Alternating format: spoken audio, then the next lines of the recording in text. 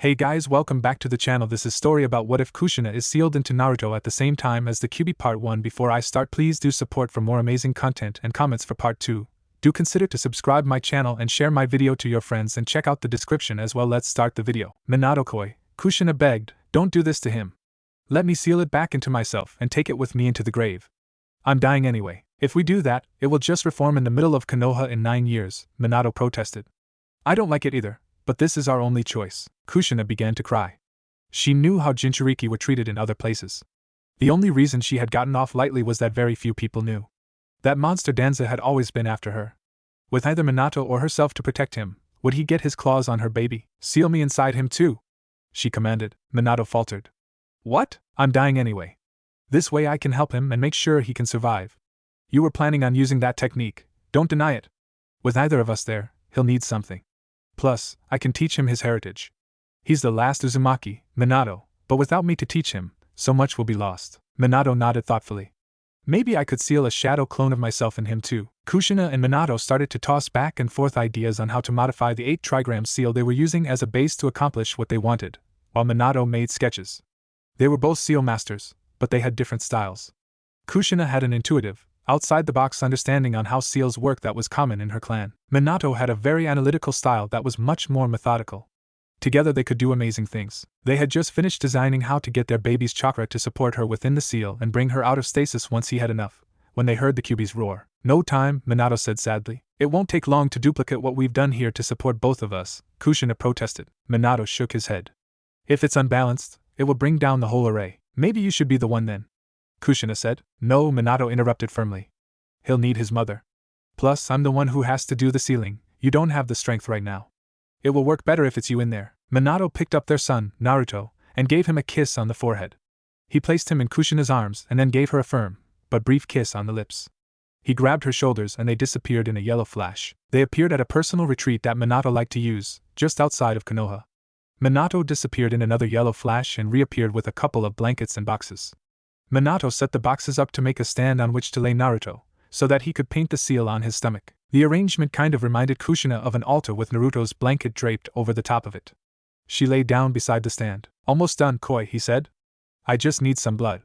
He handed her a kunai, and she pricked her thumb with it, and then handed it back. I could have held the beast down while you worked, Kushina said. This'll work better if you save your chakra, he said. Hiruzen-san and the others can hold the beast off for a few minutes. You should say your last words to him now. You won't see him again for a few years. I don't want to steal your time, she protested, since you won't see him again. I've managed to put a little of my chakra in him like a shadow clone, but I don't have the time to make it self-sustaining. I'll be able to have a few minutes with him. I'll leave the trigger in your hands. A flash of hope shot through her. If she was patient, she might have time to figure out how to adapt Naruto's chakra to reinforce Minato's. As soon as I leave, I'll grab the Kyuubi and start the sealing immediately, he said. He turned to their son. I'm really sorry about this, son. Listen to your mother. She'll help you out. I love you. With another yellow flash he was gone. Kushina started babbling. She was not quite sure what she was saying.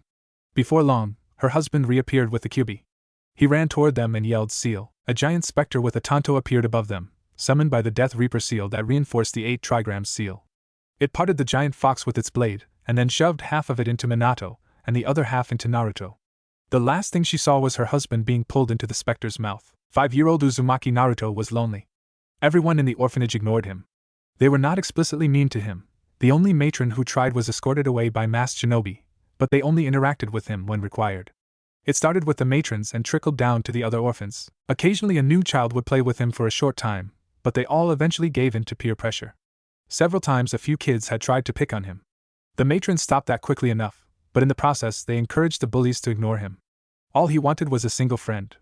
Was that too much to ask? The only person who was his friend was the old man that everyone called Hokage-sama, but he only visited Naruto once a month for about an hour.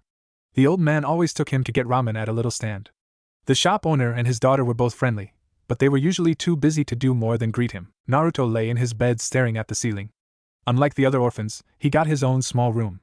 The matrons talked like it was a privilege, but he felt like it was just another tool to keep him lonely. He sighed and rolled over and tried to go to sleep. Naruto awoke in a meadow. The sky was a pale gray that seemed to fade into white. He could not tell if the gray was due to fog or something else. The edges of the meadow seemed to fade into gray where there were not any trees, so he figured it was an odd fog. The only prominent things in the meadow were a small creek and a 2-story house about the size of the orphanage. Shrugging his shoulders, Naruto approached the house. He knocked on the door, but nobody answered. After a minute, he tried the doorknob. It was unlocked, so he opened the door and went in the house. The house was nicely furnished. He noticed some pictures on the wall. The pictures were of a pretty red-haired lady and a blonde man, either alone or together. Oddly, the face of the blonde man was always fuzzed out. There was a bookshelf. He scanned the books. He did not know many kanji yet, so most of the book titles were meaningless to him. One, however, stood out, History of the Uzumaki Clan. He excitedly picked it off the shelf and opened it up. More kanji. Most of them were unfamiliar. With a sigh, he placed it back on the shelf. He wandered around the main floor. There were 2 locked doors. One might have led to the basement, and the other to an office. Upstairs appeared to be mostly bedrooms. One appeared to be a guest room and most of the rest were empty. One of them pulled at his heartstrings. It was a nursery with the word Naruto spelled out in hiragana on a crib. The room was lovingly set up. It was only missing a baby. He climbed into the crib and lay there for at least 10 minutes. He had to scrunch up his knees, because even though he was small for a 5-year-old, he was too big to lay flat. Eventually, he left the room to look at the rest. In the largest of the bedrooms, a red-haired woman lay on the bed. She was wearing a green dress over a white blouse and her hair was kept out of her face by a green hair clip. She was the same woman as in the pictures, and she appeared to be asleep. Naruto imagined that she was his mother. He thought she must be a relative, at least, between the crib and the Uzumaki book. He frowned. This must be a dream. There was no way he would just go to sleep in the orphanage and then appear here otherwise. He sighed. It was a good dream. He put a hand on the woman's elbow and shook it a little. Even if it were a dream, it would still be nice to know what was going on. She began to stir. "Excuse me, ma'am," he said. "I'm not sure where I am. Can you help me?" The woman sat up a little and looked at him. "Naruto-chan?" she asked. "Yeah, I'm Naruto." "Who are you?" "I'm your mother," she said, smiling brightly. "Mama?" Naruto responded as the woman gathered him into a hug. He started to sniffle a little. "What's wrong, Naruto-chan?" she asked. "This is such a nice dream. I'll be sad to wake up." "Do you have such a bad life, Naruto-chan?" his mother asked. "I don't know. Nobody's mean to me, but nobody will play with me either. Only the old man and the Ikarakus are nice to me." "Ichiraku? The ramen stand owner?" she asked. He nodded. "They have the best ramen," his mother said happily. He nodded enthusiastically. "Did you eat there often?" she chuckled. "More than I should have." She got a serious look on her face. "This is a special kind of dream, Naruto-chan." "Special? How?" he asked. "I was dying because of something that happened the day you were born. Your father and I made a special technique that put part of me inside you before I died. It took a while for you to get enough chakra to support that piece of me, but now that you do, you can come to this special place in your mind and talk to me. At first you'll only be able to do this while asleep, but eventually you'll be able to enter a special trance to come here whenever you want." "Is Daddy here too?" Naruto asked. She shook her head sadly. "We didn't have enough time to figure out how to put both of us in here. I think he left enough of himself in here to last a few minutes, but I want to save that until you're older." "Why is his picture fuzzed out downstairs?" he asked. "Your daddy and I had enemies that we don't want to find out about you yet. I won't tell you our names until you've shown me you can keep a secret. Your daddy has a very famous face, so I fuzzed out the pictures while I was creating this place." "You made this?" he asked, impressed. She smiled. "The technique that your daddy and I made gives me limited control over this part of your mindscape. I chose to make it look like our house." "Mindscape? It's a fancy word for the part of your mind where we can meet," she said. "I saw the Uzumaki book downstairs." "Is that Daddy's family?" he asked. She smiled again. "No, sweetie, that's my family." "Did the Sandaime give you the Uzumaki name?" He nodded. "Good. I don't want you to talk about the book to anyone outside the mindscape. This will be your test, okay? If you can keep the fact that you're a part of the real Uzumaki clan a secret, I'll tell you about your father when you turn 8, okay? Not even Jishin?" he asked. "Not yet, Naruto-chan." They spent several hours talking. Naruto told her about the orphanage and the old man. His mother told him about how pleased she and his father were to have him, and a little bit about her life. Eventually he fell asleep for real. The next night Naruto appeared in the Mindscape meadow again after going to sleep to his immense relief. "I'm glad it was real," he said to himself. His mother was waiting for him in the front room of the house. "What do you want to do when you're older, Naruto-chan?" she asked. "You and Daddy were shinobi, right?" he asked. "That's right," she answered. "That's what I want to be too," he exclaimed. She smiled at him. "Good, I can start you training in the Mindscape. You'll still have to practice in the real world." "I'm ready," he exclaimed. "What is it?" She giggled and ruffled his hair. "The most important thing for an Uzumaki shinobi to learn is calligraphy." "What?" he shouted. "Our clan was famous for its sealing skills. Your father was pretty good at it too, even though he wasn't an Uzumaki. You need to have very good handwriting and calligraphy skills for sealing. Okay, he said. The orphanage matrons were not too pleased at the amount of paper and ink that Naruto wanted to use. They could not forbid him completely since they were supposed to be teaching the children to read and write, but they limited him to a sheet of paper a day. He thought about asking the old man for more paper and ink, but decided not to since he did not have a good excuse for it that would not expose his secret. His mama had him practice writing with both hands because it would not do to lose your most versatile and valuable tool due to an injury. The other thing his mama had him doing was physical exercises. Most of them did not have any effect in the Mindscape, so she showed him how to do them and then told him how many of each to do in real life. The orphanage taught him the standard kanji he should know for his age, but ignored him when he asked for more. Luckily, his mama taught him as much as he wanted to know. In general, he did not care for reading, but whenever he asked his mama to read the history of the Uzumaki clan book to him, she told him to read it himself. He suspected it was to motivate him to learn his kanji. He asked her how she had made the books appear in his Mindscape. She had told him that it was a special seal that had captured the state of their house at a specific point in time, and then allowed her to reconstruct anything that was in it at that time in her Mindscape. She told him that it was useful for studying on long missions. He asked his mama why everyone was so cold to him. She got sad and told him that she would tell him when he was 12. It's not your fault, Naruto-chan, she said. People are stupid, especially when it's about things they really don't understand. The reason is a little complicated and I don't want you to take it the wrong way, so I'm going to have to ask you to wait. Okay, mama, he said. As long as you don't hate me, I'll be alright. When Naruto turned 6, his mama started teaching him basic taijutsu and told him how to awaken his chakra. After he awoke his chakra, she showed him chakra control exercises, starting with leaf sticking. When he complained how boring it was, she said, I know it's boring, but if you don't start controlling your chakra now, it will be much more difficult to do it later. What's so important about that leaf sticking can teach me? He asked. It leads to walking on walls and water later, she answered. That's pretty cool, right? He nodded and started bouncing excitedly. There are also a few other cool things you can do if your chakra control is good enough, including my signature technique. Do you want to see? Yeah. She held out her hand and a chain flew out of it and struck a tree on the edge of the meadow. Cool! He exclaimed. Will I be able to do that? She nodded. If your chakra control is good enough, you should be able to. Most Uzumaki can. My chakra is special in that my chains can suppress other people's chakra. That's actually fairly rare, so I don't know if you'll be able to do that, but you should be able to form the chains. The few Uzumaki who can't do it can duplicate the ability, including the chakra suppression, with a seal. The other very useful thing you can do with good enough chakra control is to manifest a temporary seal with your chakra. It only works with seals you've memorized absolutely, but it allows you to use them in combat once you get good at it. I can actually make the seals form at the end of my chains. Awesome! Naruto exclaimed and redoubled his efforts at leaf sticking. About 7 months after Naruto's 6th birthday, the old man allowed him to enter the Shinobi Academy. Based on one of his mama's stories, he loudly proclaimed that he would be Hokage when he grew up. The class laughed at him, and the teacher got angry. The academy was boring. Mostly it was learning history, math, and language with some pretty simple physical exercises thrown in. His mama told him the curriculum would expand as he got older. His teacher at the academy treated him worse than the orphanage matrons. His work was graded much more harshly than anyone else's. By this time his handwriting was impeccable, but the teacher always found mistakes. When he asked his mama about it, she explained that she had taught him the Yuzu style, which was slightly different than the high style, but that the instructor should not be marking him down for that difference. The few times he tried adding the extra flourishes of the high style, the instructor still found excuses to mark him down, so he went back to the Yuzu style. Besides grading his work more harshly, the teacher also ignored him. If he raised his hand or stood up, the instructor didn't see him. If he just spoke his question, he was sent into the hall for disrupting the class. Sometimes he was sent into the hall without doing anything. Despite this, he was solidly in the middle of the class. He shuddered to think of where he would be if it were not for his mama helping him. He thought about complaining about the unfair treatment to the old man, but decided that whining about only getting average scores was not his style, and he started pranking the teacher instead. His mama confessed that she had been a prankster when she had been in the academy, which only made him redouble his efforts. At first, he got caught pretty often, which dropped his standing to near the bottom as the teacher took away citizenship points. After a while he stopped getting caught, but since he had a reputation and was disliked, the teacher always blamed him anyway. The other students treated him like the orphans did, except that the teachers did not stop the bullying.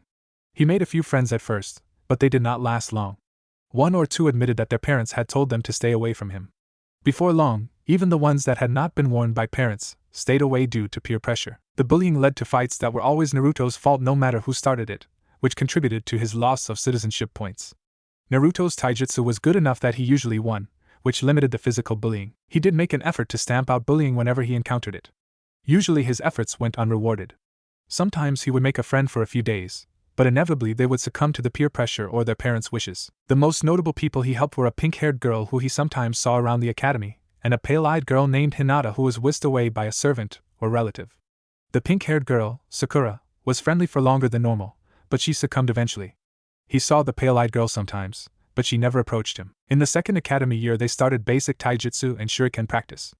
Naruto was better than most of the class in both of those due to instruction from his mama, but the instructor usually found a reason to mark him lower than he should have. He did notice that there were some new kids that got moved in from a different class. The only one that stood out was Uchiha Sasuke. Sasuke was the only kid that routinely beat Naruto in taijutsu. Sasuke's main advantage was that he used a more advanced taijutsu style. He was a little bit aloof, but friendly in general. Sasuke was the only kid that did not ignore Naruto. He asked his mama if their clan had an advanced taijutsu style. She told them that there had been several but that she only knew one of them. When he asked to learn it, she said, "The taijutsu style I know is for women? It wouldn't help you that much, sweetie." "Why not?" he asked. "Women's strength comes from their hips, while men's come from their shoulders. Chakra helps offset this, but chakra multiplies the existing strength. A woman will always get more out of a taijutsu style centered around hip movement. A man can use that type of style, but would get more out of one designed around their upper body. So I could use your style, it just wouldn't be the best style for me?" he asked. "Well," she said, "some modifications would still need to be made. At your age there isn't a huge difference between boys and girls, but starting in a few years there starts to be more differences. These are centered around the fact that a woman's pelvis is shaped differently than a man's. Women walk, run, and kick differently. Women also tend to be shorter, and a few other things. Couldn't you change it to work for me?" he pleaded. "Maybe, but it would be better for you to pick one that's more suited to you to begin with.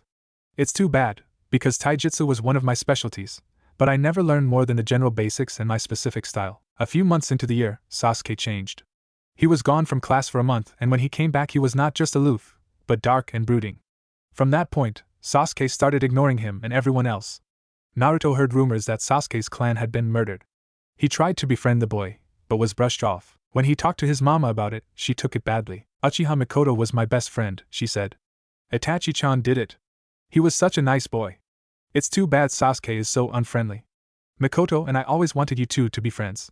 I'm kind of surprised she hasn't been active in your life." "I've never seen her," Naruto said. Probably politics or her jerk of a husband is keeping her away." On Naruto's 8th birthday, his mama told him that his daddy was the 4th Hokage. That made him super excited, since the 4th was his hero. The pictures in the Mindscape house stopped having fuzzy faces. His mama emphasized the importance of keeping the secret since there were many in IWA and Kumo that hated his daddy and would take the opportunity to take revenge through him. She told him there were even a few in Konoha who did not like his daddy, but he found it hard to believe since his daddy had saved Konoha several times. This made him even more determined to be the best Hokage ever. In the 3rd academy year, they learned kunai throwing and more taijutsu. In the 4th year they awakened their chakra, if they had not already, and learned leaf sticking. If Naruto had not already done so, it would have been difficult as the teacher always sent him out during the explanations on the chakra control exercise and why it was important. In the 5th year they started to learn their first ninjutsu, the clone technique. Despite having good chakra control, Naruto could not do it. When he asked his mama about it, she said, "Although it's classed as a ninjutsu, the clone technique is actually a genjutsu. Uzumaki typically have trouble with genjutsu due to our dense chakra and high chakra reserves, especially genjutsu with small chakra requirements. I could never do the clone technique unless I made at least 20 clones. Should I do that? Make a bunch of clones?" he asked. "I would not recommend it," she said. "From what you've told me of your teacher, he would just keep failing you until you could make just one and would look for more ways to sabotage you. I think this will actually be a good test as to whether your teacher actually cares about you. If your teacher actually helps you figure out why you can't do the clone technique, he's a good teacher." "I already know my teacher hates me," Naruto said. "I don't see him changing his mind. Eventually you'll get a new teacher once enough kids drop out and they merge classes." His chakra reserves kept expanding. This did not help make clone any easier. To counter that, his mama taught him how to climb trees with chakra. In the latter part of the 5th year, the class learned the disguise technique. The teacher tried to stop Naruto from learning the new ninjutsu because he had not learned the clone technique yet. He was able to figure out how to do it by spying on the other kids. He picked up the technique without too much difficulty. He was a little surprised at how easy it was since he thought it might really be a genjutsu too. "Disguise was easy for me too," his mama admitted. "Much easier than I thought it would be since clone always gave me trouble. They're actually somewhat similar techniques, although disguise takes more chakra." Naruto practiced disguise extensively, since it was the only ninjutsu he knew. The amount of chakra it took depended on the complexity of the change. Since he had more chakra than his classmates, he did not have any problem changing into almost anything. If he changed his size, there was a chakra cost to keeping the technique going, But if it was something his own size, it cost nothing, or almost nothing, to maintain. His mama also started teaching him the basics of sealing theory. This included the characters used in seals and how the geometry of the seal influenced how the characters related to each other. She had him make some basic seals that changed color when chakra was added to specific characters. On his 10th birthday, he complained to his mom, "My taijutsu's hit a plateau. I'm not getting any better. Do you know why?" His mom asked. "Nobody to spar with except you, and that's here," he said. "Fighting in the real world is different. I know all your low-level tricks, and if you go all out, I can't even touch you. Sparring against only one person not at my level doesn't really do it for me." "What about at school?" she asked. "I'm better than anyone in my class except the Uchiha, and I only get put against him about once a month. The teacher and his aide both ignore me. I'm not really learning any taijutsu at school." She said. "It is your birthday. Hold the ram seal for me and put as much chakra into it as you can." He did so and could see the chakra glowing from his skin. "Low Jounin level chakra reserves," his mom said. "Looks like I can teach this to you safely." She showed him a hand seal that had the middle and index fingers crossed. "This is the clone hand seal. It's used for this technique and a couple of derived techniques." "A clone technique? Is this going to be as awful as the other one to do?" he grumbled. She smirked at him. "Just wait and see." She had him practice making the seal for half an hour. "You'll need to practice the hand seal in the real world for a bit to make sure you can do it consistently," she said. She stood across from him. "Let me demonstrate it to you, then I'll tell you how to do it. This is the shadow clone technique." She made the hand seal and then a second redhead formed beside her. "It makes solid, independent clones. They're somewhat fragile. A good hit will disperse them, but they're pretty useful. They know everything you do and can perform techniques. You also get all their memories when they disperse, so you can use them for scouting and studying. I would just be careful in that if you disperse too many at once, you can get a headache or worse." "That does sound useful, but how will they help me with taijutsu if they're fragile?" he asked. "You can use them in low-impact spars. Seeing how you fight from a different angle can be pretty useful. If you make a few of them, you can have them fight each other." "I see," he said. "It'll be better than what I have right now, at least." She smirked. "This is actually my favorite technique after my adamant sealing chains. Uzumaki can typically get a lot more use out of this since we have more chakra. Ours are typically a little sturdier too, since we have denser chakra. Making them is pretty simple, actually. Flow chakra through the hand seal and then pinch off the chakra and pull it apart." He did so, but nothing happened. After practicing for another half an hour with some tips from his mom, he did it. "You need to be careful with this, Naruto-chan. If you don't have enough chakra to make a clone, it will send you into chakra exhaustion." "Can I make more than one at once?" he asked. "Yes, you just pinch the chakra off into thirds or fourths. It works the best if you make them equal. There's a shortcut for making lots at once, but I'm not going to teach you that yet, since it's actually pretty dangerous. You can die if you try and make too many. I don't want you to make more than 5 shadow clones at once for now, okay?" "Okay, Mom," he said. An idea struck him. "If they remember what I do and can use chakra, can they be used to learn ninjutsu?" She smiled. "They can, sort of. You only learn from them when they dispel, so if you have a bunch of them doing things exactly the same, you won't learn much because they'll make the same mistakes. If you have them working on different parts of a technique though, it could help. Where they really shine for training is in chakra control exercises. If you have them dispel regularly, the ones still training learn what the dispelled one did. Unless you're training with identical leaves and trees, which is impossible, the differences between what your different clones do add up. Other than that, it's like training in your Mindscape. They don't help with physical things other than helping build reflexes and patterns, but they do help with chakra training." "Awesome," he said.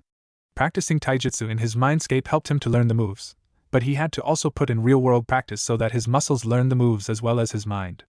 That meant that shadow clones would be useful with taijutsu, even if they were not a complete solution. "You'll have to be careful though, son," she said. "I don't want anyone to know you can do this, so don't do it where you can be seen." He used his new technique in a small clearing with a creek running through it.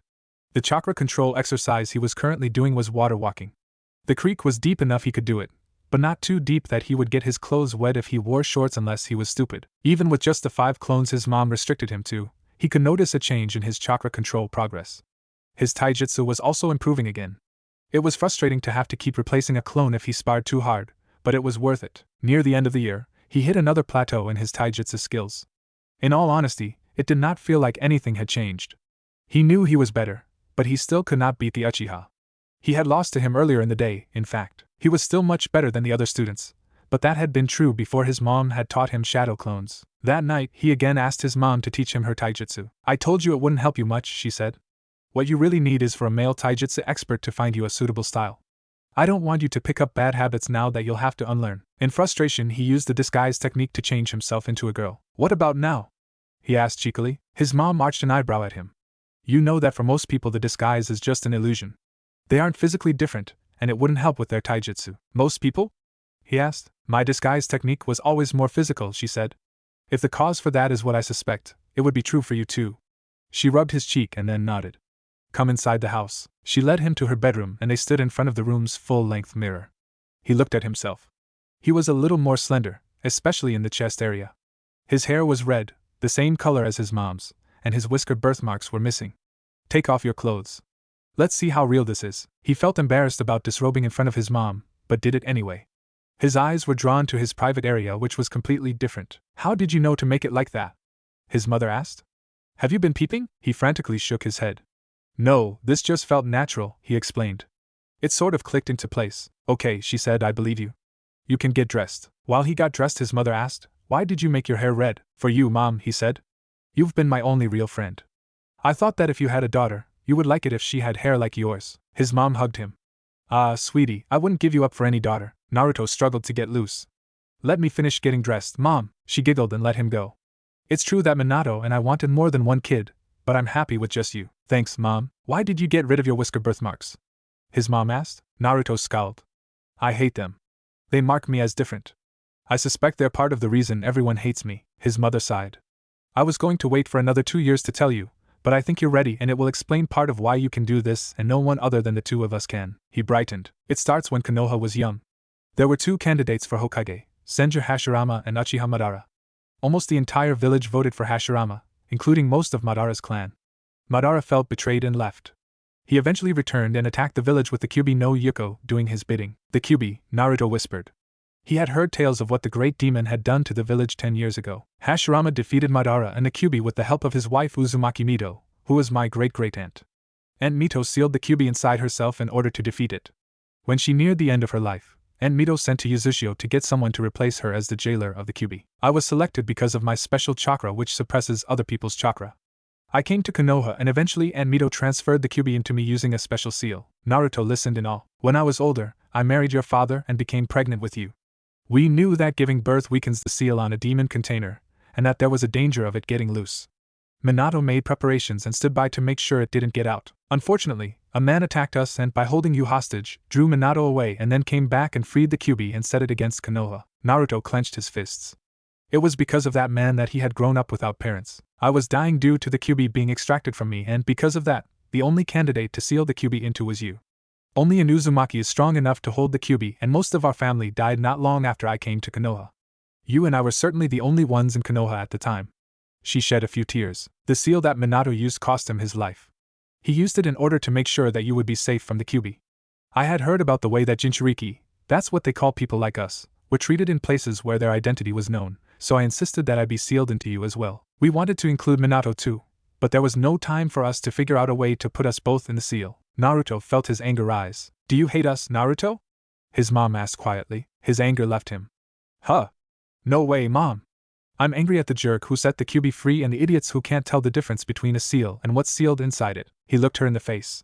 Did they treat you badly too? She laughed ruefully. No, hardly anybody knew. It was a secret. Why did they tell everyone about me then? He asked. I suspect that they had to say something to the shinobi, at least, of what happened to the Kyuubi. After that, I suppose it was a leak among the shinobi. I bet it was my whisker marks that gave me away, he said sullenly. Ironically, his mom said, you were born with those marks. They're because I was the Kyuubi's container, not you. You would have had them even if it hadn't been broken free. He snorted. I suspect the reason you can make true transformations is because of the Kyuubi. Kitsune and legends are supposed to be shapeshifters. As for why you can change into a girl without knowing anything about them, maybe the Kyuubi is female, or maybe it's because its previous 2 containers were women. So, will you teach me your taijutsu now? He asked. I don't think this is a healthy idea, Naruto-chan. She sighed. I guess if you see how your body moves correctly as a girl, you might be able to adapt it to your own body. Very well. Tomorrow, make sure your disguise transformation is real in the real world. If it is, and I suspect it will be, I'll start teaching you my taijutsu forms. Thanks, Mom! He exclaimed. The transformation worked in the real world, so the next night his mom started him on katas for the Whirling Tides taijutsu style. His mom also started him on flexibility exercises in order to get the most out of it. Out of curiosity, he tried the kata without the disguise transformation on. It was a little uncomfortable, but manageable. When he mentioned it to his mom, she said, I never said a man couldn't use this style, it's just that it works best for women. As you get older, this will be easier transformed than not. I still say that you should get someone else to teach you a better style for you, but I've decided not to fight you on this anymore. Ultimately, this can be good for infiltration missions, if nothing else. After they were done and they were relaxing, he asked her, "Where did my name come from, Mom?" "Your dad sensei wrote a book called The Tale of the Utterly Gutsy Shinobi. The main character's name was Naruto. Minato, and I loved that book. I think we have a copy in the library here. Don't go looking for anything else by Jiraiya, though." After his first book didn't sell well, he switched to writing smut. "Cool," he said. "I'll give it a read." I think the name is a reference to one of his students named Nagato, who was also an Uzumaki, but I'm not sure how closely related we are to him. Unfortunately, Jiraiya said he was dead, so I'm probably the only Naruto? Cool. The kids in class were teasing me about being named after a ramen topping, he said. She giggled. Mikoto totally said that too when I told her. I like ramen as much as you do. Ramen's the best. No, your name uses the kanji for the storm, not the ramen topping. Would you have used that name for me if I were born a girl? He asked, already looking for an alias? She teased. Maybe, he said with an embarrassed shrug. We were thinking about it, but I was leaning toward Tsunami. Huh. Namikaze Tsunami is kind of symmetrical, his mom laughed. So it is. I wouldn't use that alias at least until you're Jounin level. IWA targeted Minato's cousins and they weren't even shinobi. Most of them ended up changing their names and moving far away. Naruto took to training his taijutsu at least half the time in his Tsunami disguise. He had tried out wearing an orange outfit, since it was his favorite color. His mom told him it clashed horribly with Tsunami's red hair.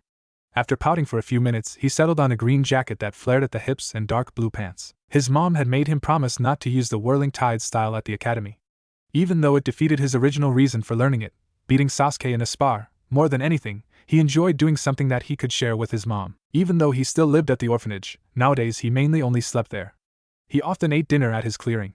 He took to shopping for dinner, mostly instant ramen cups, while in his girl disguise. He was treated better, as Tsunami, which gave him mixed feelings. About a month from the end of the school year, he was practicing in his clearing as Tsunami, when he suddenly felt something was wrong before he blacked out. When he awoke, he found himself strapped to a chair. He could not feel his chakra. A dour-looking scar-faced man with a leaf badge on a bandana that covered the top of his head was starting at him. Who are you? Scarface asked. Uzumaki Tsunami, he said. I'll admit that you look like an Uzumaki, but we don't have any true Uzumaki in our village anymore, Scarface said. What are you doing here? We don't take kindly to unknown persons practicing ninja skills in hidden areas of our village. I can explain to the Hokage, Naruto said. Why should Hokage-sama come talk to you? Anything you could say to him, you can say to me. He thought for a minute. He did not know anything about Scarface. He could not even be sure he was still in Konoha.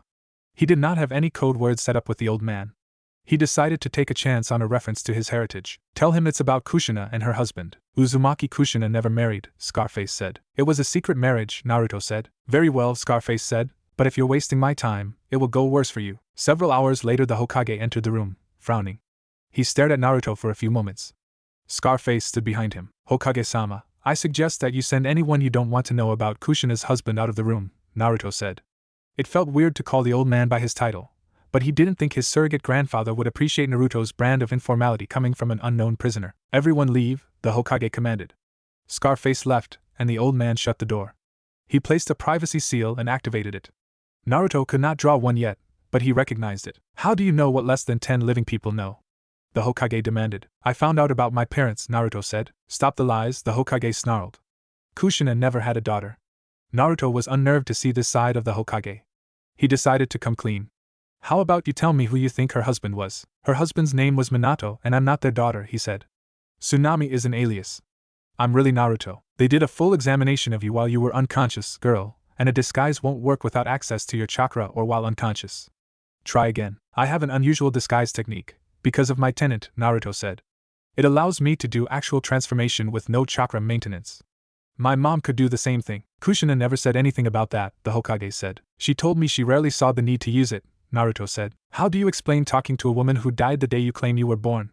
The Hokage asked. I'll explain it to you after I prove who I am and we go someplace more comfortable, Hokage-sama, Naruto said. Naruto never calls me Hokage-sama, he said. I don't feel comfortable calling you Jishin when I'm chained to the chair, Naruto said. How do you propose to prove yourself? The Hokage asked. Give me access to my chakra and I'll show you my seal, Naruto said. The Hokage thought for a couple of minutes.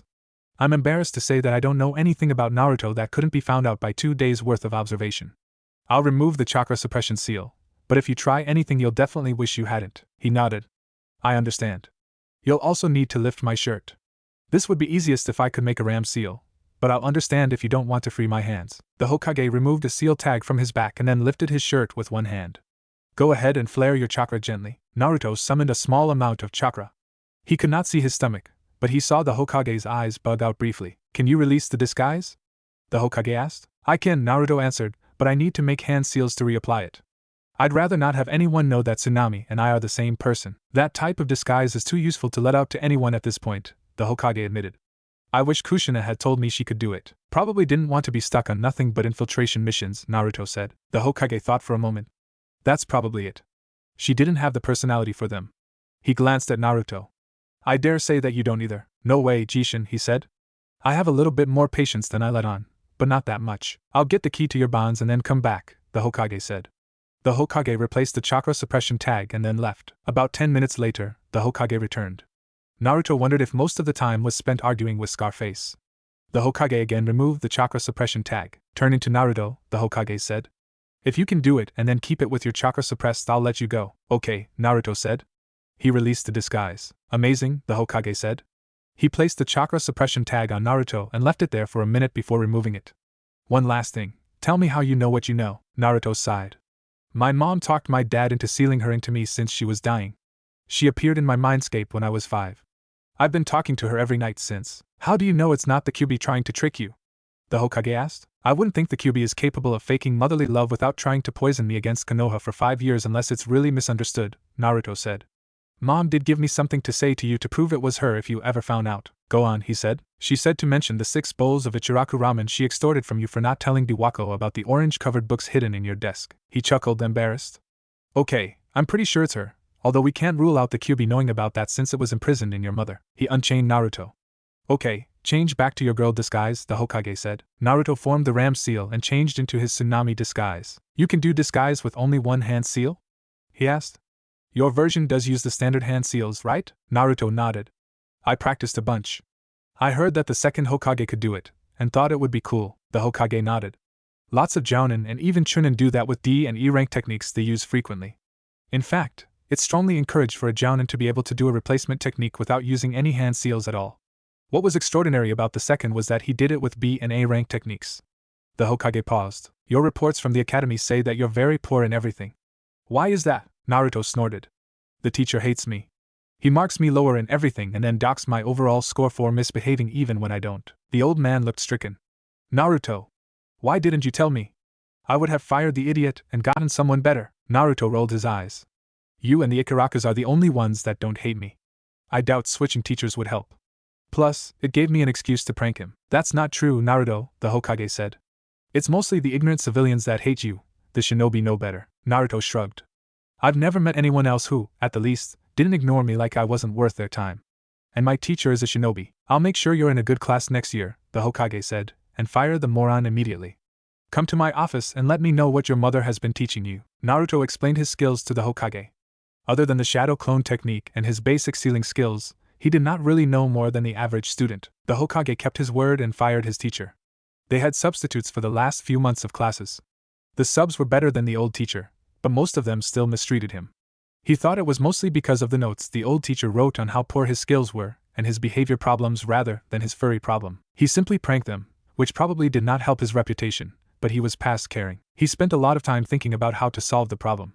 He knew that giving up pranking would help, but he just could not let a slight to him go unpunished. What he needed was to start over. You want to what? The Hokage exclaimed. You heard me, Jishin, Naruto said. I want to attend the academy as Tsunami as well as Naruto. Why would you want to do that? The old man asked. I want to start over, he said. These last few weeks have been a bit better, but my reputation is weighing me down. Everyone thinks I'm the dead last, while actually I'm the second best in my class. Even if I get a teacher that doesn't see me as the fox, they'll still see me as the idiot. One of the last guys to teach my class accused me of cheating because my scores were too good compared to my historical scores. I don't think this is the right answer, Naruto, the old man said. There's still 2 years left. It will get better. Alright, Jishin, Naruto said, let's make it a wager. If at the end of the year Naruto has a standing within 5 places of Tsunami, Tsunami will disappear. If not, I get to keep her. Naruto. I'm tired of it, Jishin, Naruto said with a sigh. All I really want is to be accepted. I can only take so much of the harsh looks and the turnbacks.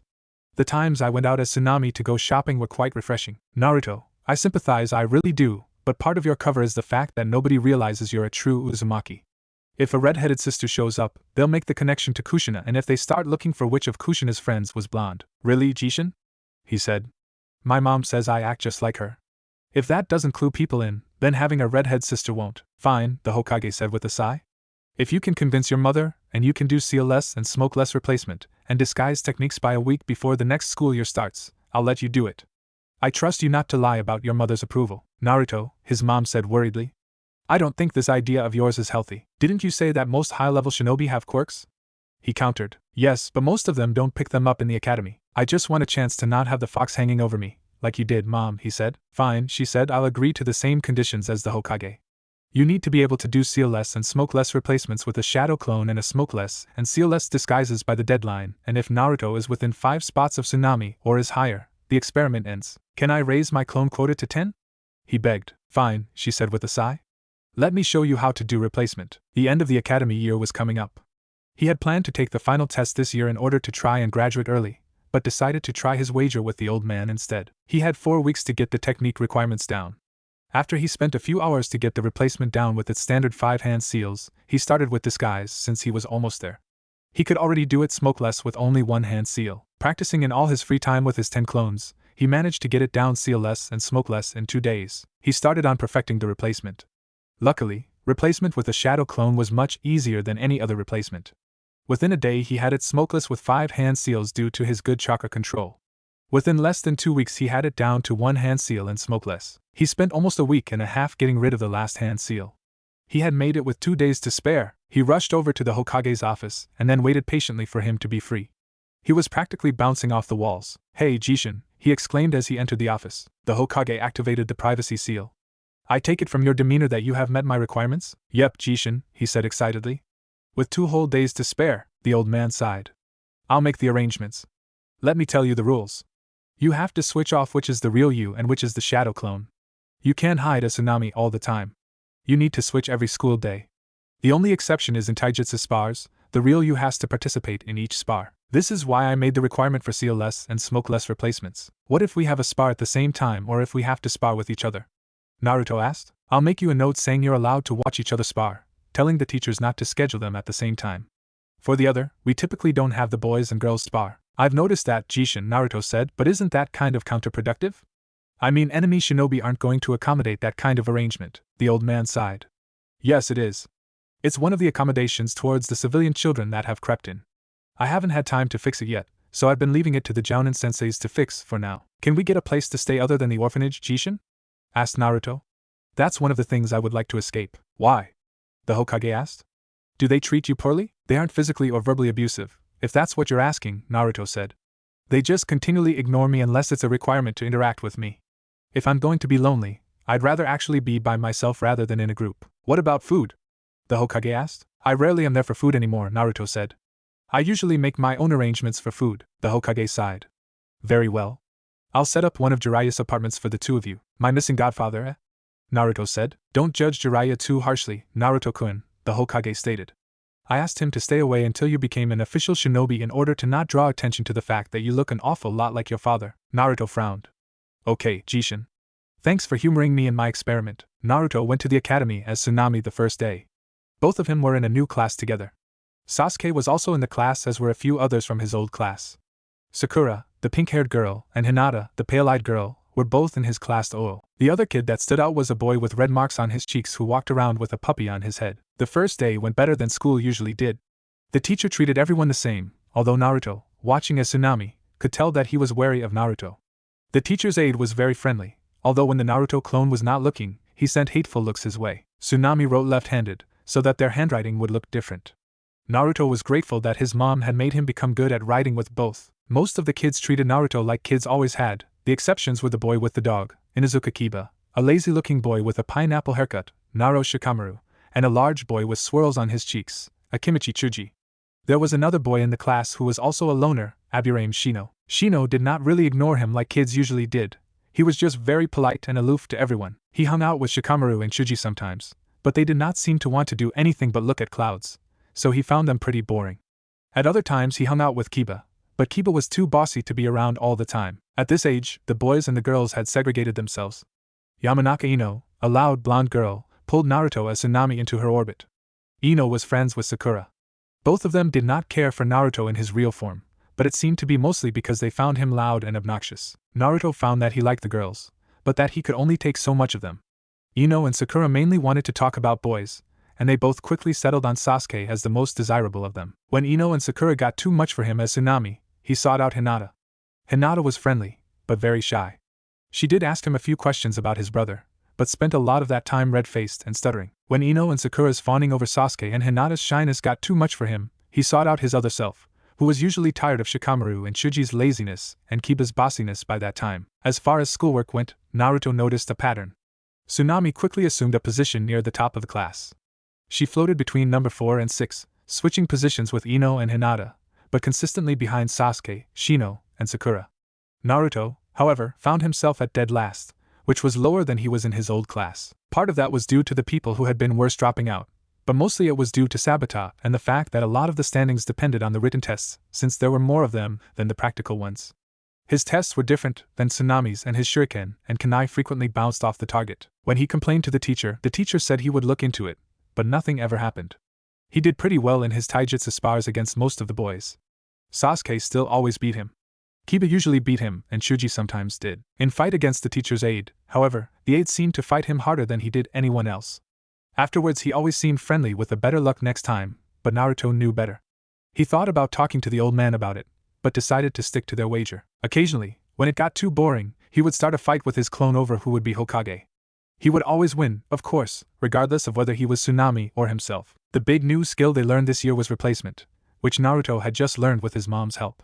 Naruto still could not do the normal clone technique.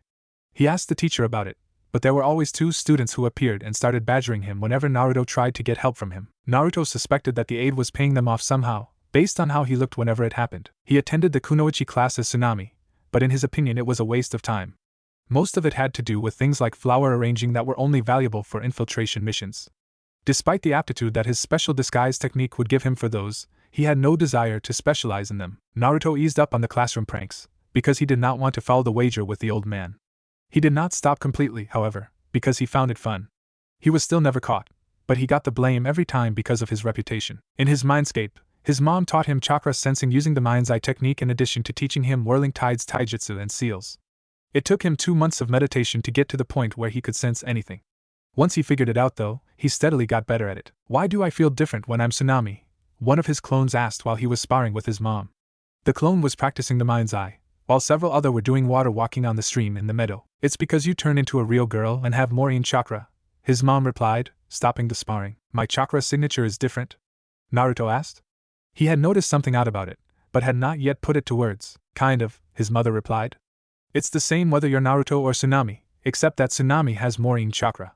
This makes for an interesting scenario where you look different to human sensors, but not to seals that look at chakra, unless the seal specifically looks at the yin-yang balance." She pulled out her ink and sealing paper kit and drew 2 seals. This first seal is a standard security seal linked to a storage seal. Once activated by someone's chakra, it can only be unlocked by that same person. "Pick up a rock and put it in the seal." Naruto as Tsunami did so. "Now I want a Naruto clone to unlock it," she said. The clone that had started the conversation did so. The rock came out. "This other seal is the same, but modified to sense yin-yang balance," she said. "Give it another try." Naruto sealed the same rock into the seal, but the clone could not remove it. "Why don't all security seals check for yin-yang balance?" he asked. "Because it's not stable," she said. "Most people's yin-yang balance changes over time. Puberty affects it. So does menopause for women. But even outside of those, everybody's changes slightly over time. There are other markers in a chakra signature that remain stable and are much better for security seals. The changes are usually gradual and small, so the changes don't register to a human sensor, even though yin and yang stand out brightly to a human sensor." "Is that why Jishin didn't know it was me when they discovered me as Tsunami?" he asked. She nodded. "They certainly would have had a sensor look at you." "I still have more yang chakra than yin chakra when I'm Tsunami," the clone said. "That's because of several reasons, primarily. One is that you're an Uzumaki. We naturally have more yang chakra than normal people. The other is that your father split the Kyuubi in half when he sealed it into you. He put the yang half in you and sealed the yin half in himself, and took it with him into the Shinigami's belly. The Kyuubi's yang chakra would cause your body to make more. The last is that studying is what naturally increases yin chakra and you would rather work out. I wouldn't worry about it though. While women tend to have more yin chakra than men and vice versa with men and yang, there are many exceptions both ways. What does this mean for me as Tsunami?" Naruto asked. You might be a little better at genjutsu and have a little less stamina, his mom said. You mean I could finally do the clone technique? He asked. She laughed. Probably not. I never could, and I am more balanced toward yin chakra than you as Tsunami. I'm actually pretty even between yin and yang, and you still have more yang even when you're Tsunami. Will having less stamina as Tsunami hurt me? He asked. Probably not. Not only are you balanced toward yang, you have tons of chakra. You still have a massive amount of stamina as Tsunami. Towards the end of the year, the academy teacher, Iruka, seemed to soften toward Naruto. He decided to give him a chance.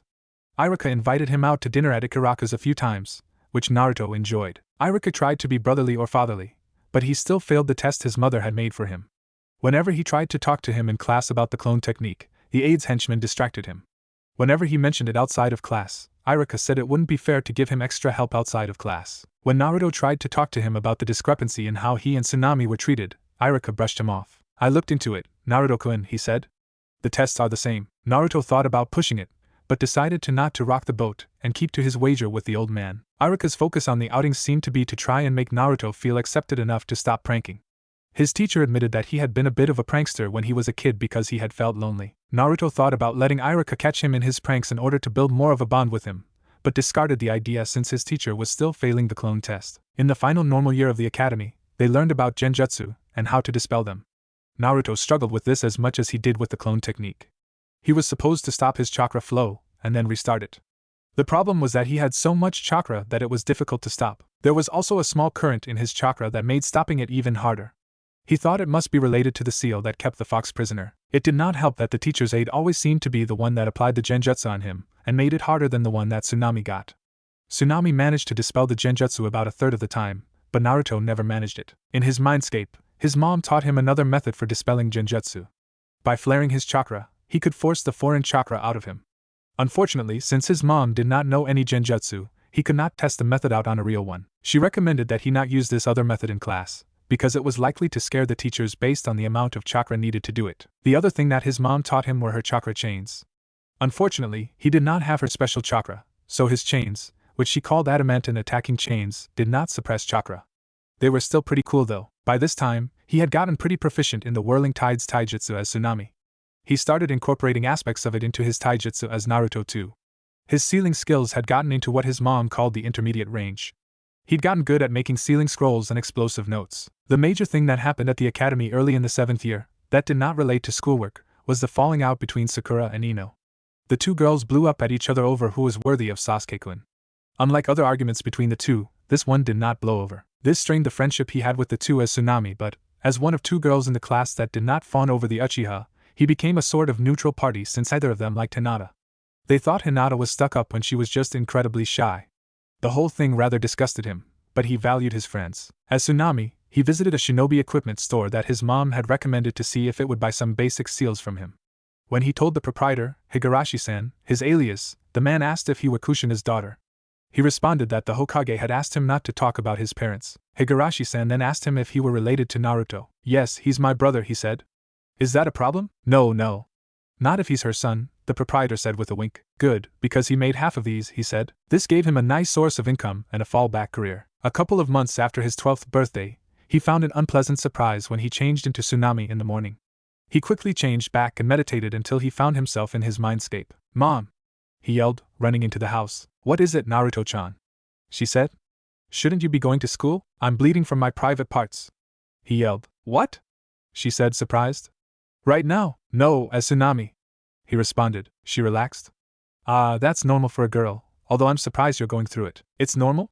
He asked incredulously. Haven't you had health class as Tsunami? She asked. No, he said, shaking his head. I think that was the year before I started attending as Tsunami. She sighed and explained to him the monthly cycle. She made him turn back to Tsunami and showed him how to use feminine hygiene products. His mom snickered. You know this means it's likely you can get pregnant, don't you? He blanched. I will tell you something that has saved a few high-level Konoha kunoichi when they ran out of certain supplies, she said. What? Shadow clones don't bleed during their periods, she said. They don't. He said. They still feel bloated and crampy, but they don't bleed, she said. Naruto thought about using shadow clones for Tsunami during the days that Tsunami had her period. I know what you're thinking, his mom said, but remember your deal with the third. No cheating, he pouted. His mom hugged him. It'll be okay. Half the world deals with it. You can too. When he left his Mindscape, he sent a shadow clone for feminine hygiene supplies. While he was waiting, he had an evil thought. There was no way he was going to the academy today anyway. Jishin! He shouted as he ran into the Hokage's office as Tsunami. I'm dying. What? The old man exclaimed worriedly. What happened? I'm bleeding from down here for no reason, he said, pointing at his crotch. Are you serious? The Hokage asked, stunned. He sat in his chair for a few moments, and then activated the privacy seal on the office. Well, the Hokage hemmed and hawed for a few long moments and then finally said, You should talk to your mother about this. Naruto couldn't hold it in any longer, and busted up laughing. Naruto, said the Hokage sternly, are you pranking me? Kind of, said Naruto as he struggled to control himself. I really am having my period and I really had no clue what was going on when I first changed to Tsunami this morning. But I already talked to my mom and she explained it to me. The old man shook his head. I can't believe your disguise is that real.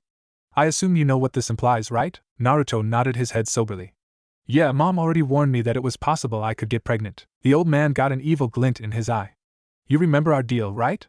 No passing your period off to shadow clones when it's the real you's turn. Naruto sighed. I figured. I am going to play hooky today though. I feel like I have a mild case of the flu, even disregarding the bleeding. I'll let it go this time, the Hokage said, but only for today. Okay? Naruto nodded. By the end of Tsunami's period, Naruto stopped thinking of himself as male when he changed into her. The period was disgusting and unpleasant, but it was a sort of rite of passage. Naruto felt like he was not pretending to be a girl anymore. His outlook did not really change. Tsunami was a huge tomboy and she did not like the girly things that Sakura and Ino occasionally tried to talk her into doing. The day of the Genin exam was a Naruto day. The teacher's aide was up to his old tricks. The questions on the written exam were too difficult. Most of the kunai and shuriken bounced. Naruto was eliminated quickly in his spar against the aide.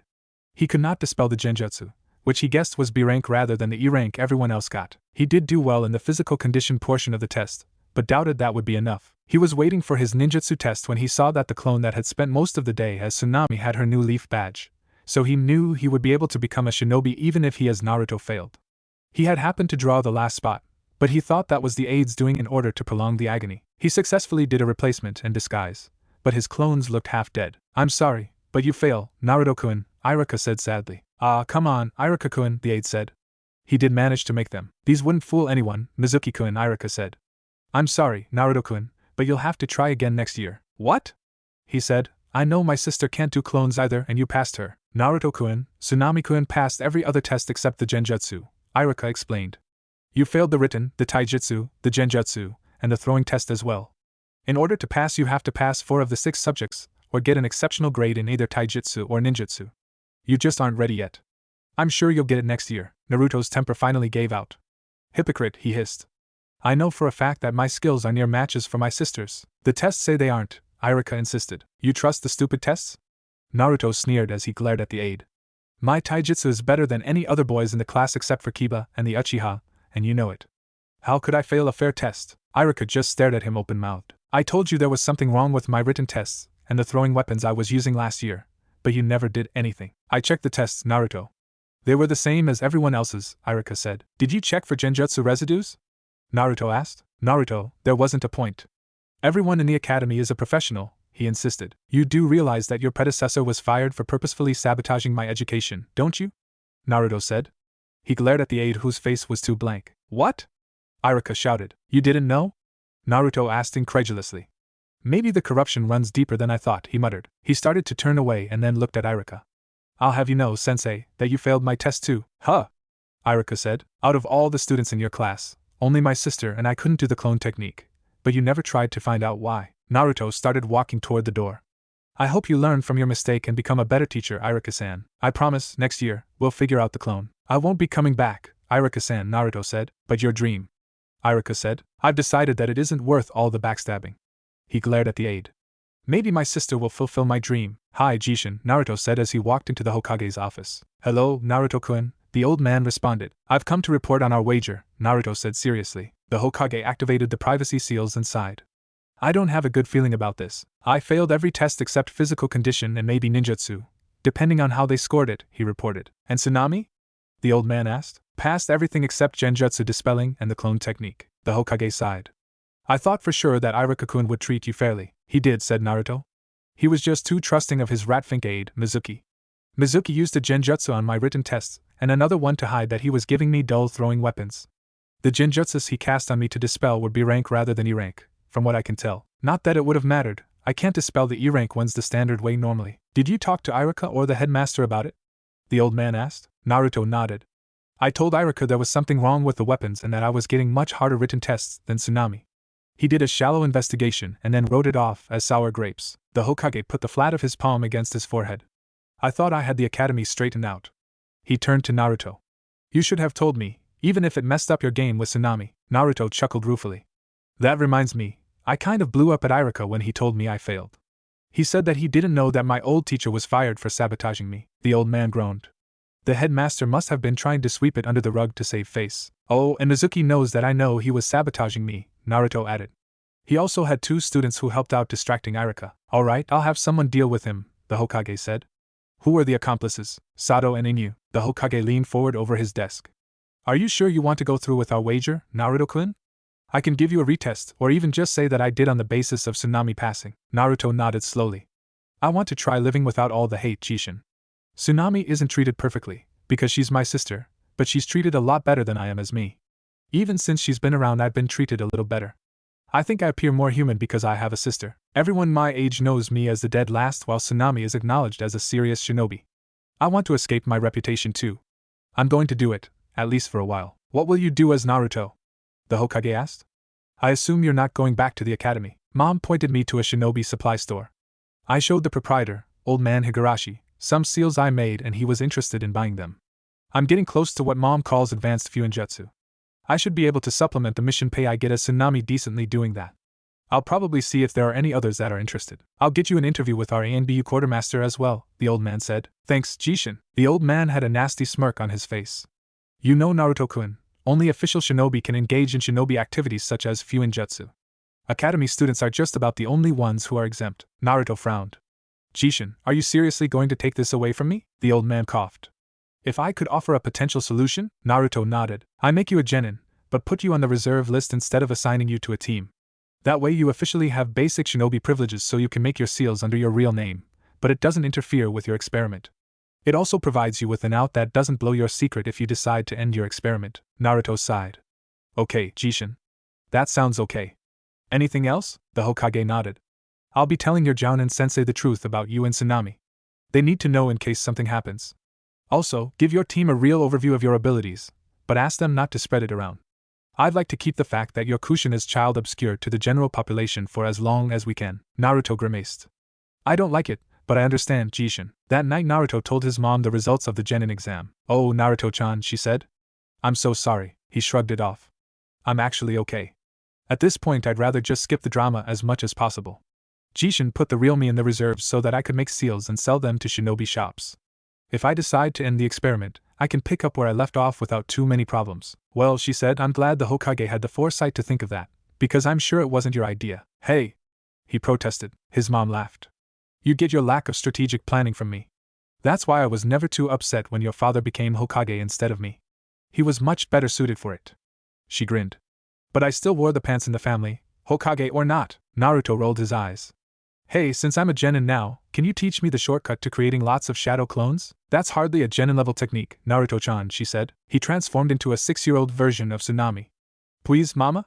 She gave her mother her best puppy dog eyes. Her mom giggled. Stop that, brat. She lightly swatted the back of Naruto's head. Well, you certainly have the chakra for it. Okay, I'll teach it to you and lift your restrictions on the number of shadow clones you can make. Just be careful. Okay? Naruto aged into her 12-year-old girl form. I will. Okay. This is how you do the multi-shadow clone technique. You use the same clone hand seal, but instead of pinching off your chakra into portions, you set up a series of regular peaks and valleys like a sine wave in the chakra you focus through the hand seal. She drew an example on the ground with her chakra to make sure Naruto knew what she was talking about. Trigonometry was important for sealing. The number of peaks is the number of shadow clones you make. Naruto nodded and got to work. The next Monday, Naruto as Tsunami went to the academy for team assignments. She was excited to be a real shinobi. A part of her was disappointed that she was not doing it with her true face, but the rest of her was giddy with the idea of pulling the biggest prank ever as well as being treated as a normal kid. She wondered what her Jounin sensei would think of her. If she were being honest with herself, she would have to admit that she was extremely nervous because of the fox and her real disguise. She arrived a little early and sat down next to Hinata. It had been useless to try and sit next to Sakura or Ino for most of this year, since they inevitably fought over who got to sit next to the Uchiha. Sure enough, not long after she took her seat, she heard them arguing at the door. Sakura managed to get into the room first and smugly sat down next to Sasuke. Ino argued loudly with her until Irika came in and used his big head technique to quiet the class down. As Irika was about to start, Miyagi called out, "Where are Sato-san and Inu-san?" They passed. "Mizuki-san is involved in an investigation, which is why he's not here," Irika explained. Sato-san and Inu-san were called in as witnesses. The class silently digested that. Most of them knew that Sato and Inu were Mizuki's stooges. Naruto was pleased to hear that Mizuki was getting his just desserts. Irika gave a speech on the responsibilities they now had as Genin and how important their teammates were to their success. He wished them luck. Tsunami noticed that he would glance at her with a guilty look occasionally. He wondered if that was from the chewing out she gave him as Naruto or if the Hokage had also talked to him. When it came time to announce the teams, she listened with half an ear until her daydreams were interrupted by the shrieks of the fangirls when the Uchiha was assigned to an all-male team.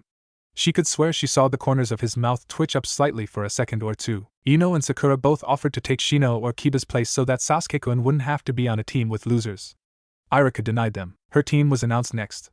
Team 8, Haruno Sakura, Hyuga Hinata, and Uzumaki Tsunami. An all-kunoichi team? Interesting.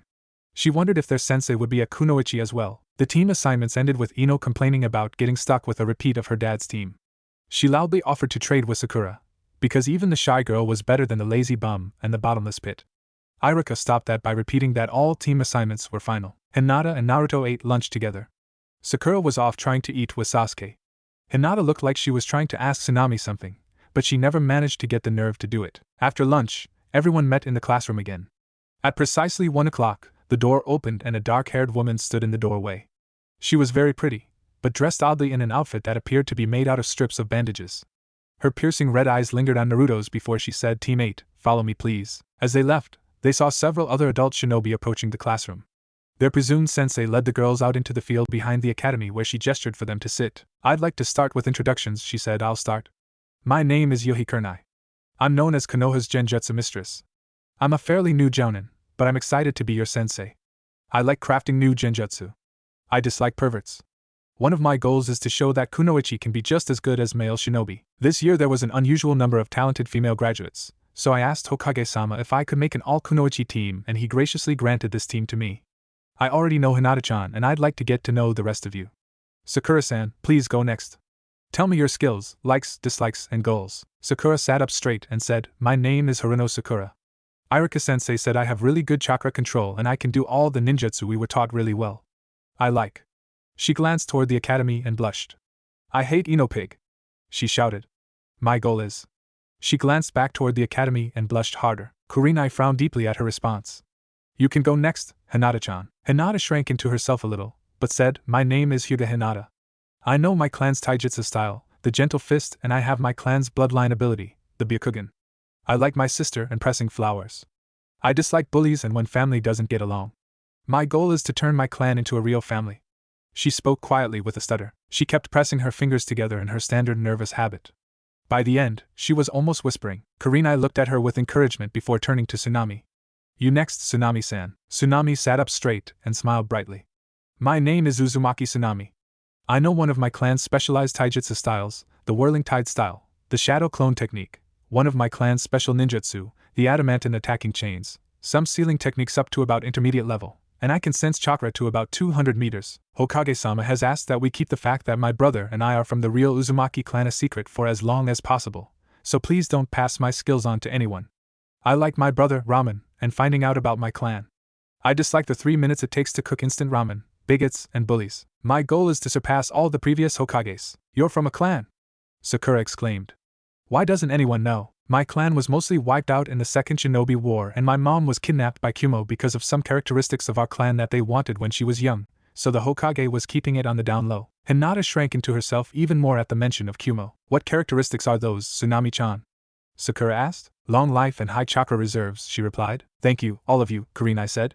"I'm sorry to say that you aren't quite genin. We passed the test, Kurinai-sensei," Sakura protested. "That was just a preliminary screening test, to see if you had the basic skills in order to be a shinobi. Tomorrow I will be testing you to make sure you have the basic qualities that Konoha looks for in its representatives. Please meet at Training Ground 8 tomorrow morning at 7 o'clock. Before you leave, I'd like to talk to each of you individually." She made the clone hand seal and 2 shadow clones popped into existence. One of them said, "Tsunami-san, please follow me." When they were some ways away, Kurinai asked, Do you mind if we talk in your apartment? Naruto shook her head no and led her home.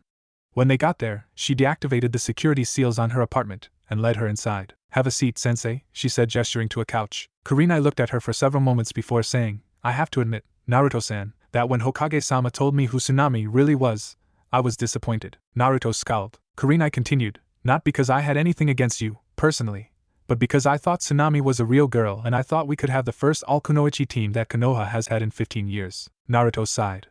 When I'm a girl, I'm a real girl. I'm actually experiencing the end of my period right now. I don't feel comfortable showing you, but if you want you can check out my trash for evidence. That won't be necessary, Kurinai said. Hokage-sama said that the transformation was complete, but I'm not sure how that is possible without a horrendous chakra drain. I think being able to do a true transformation is an ability my tenant gives me.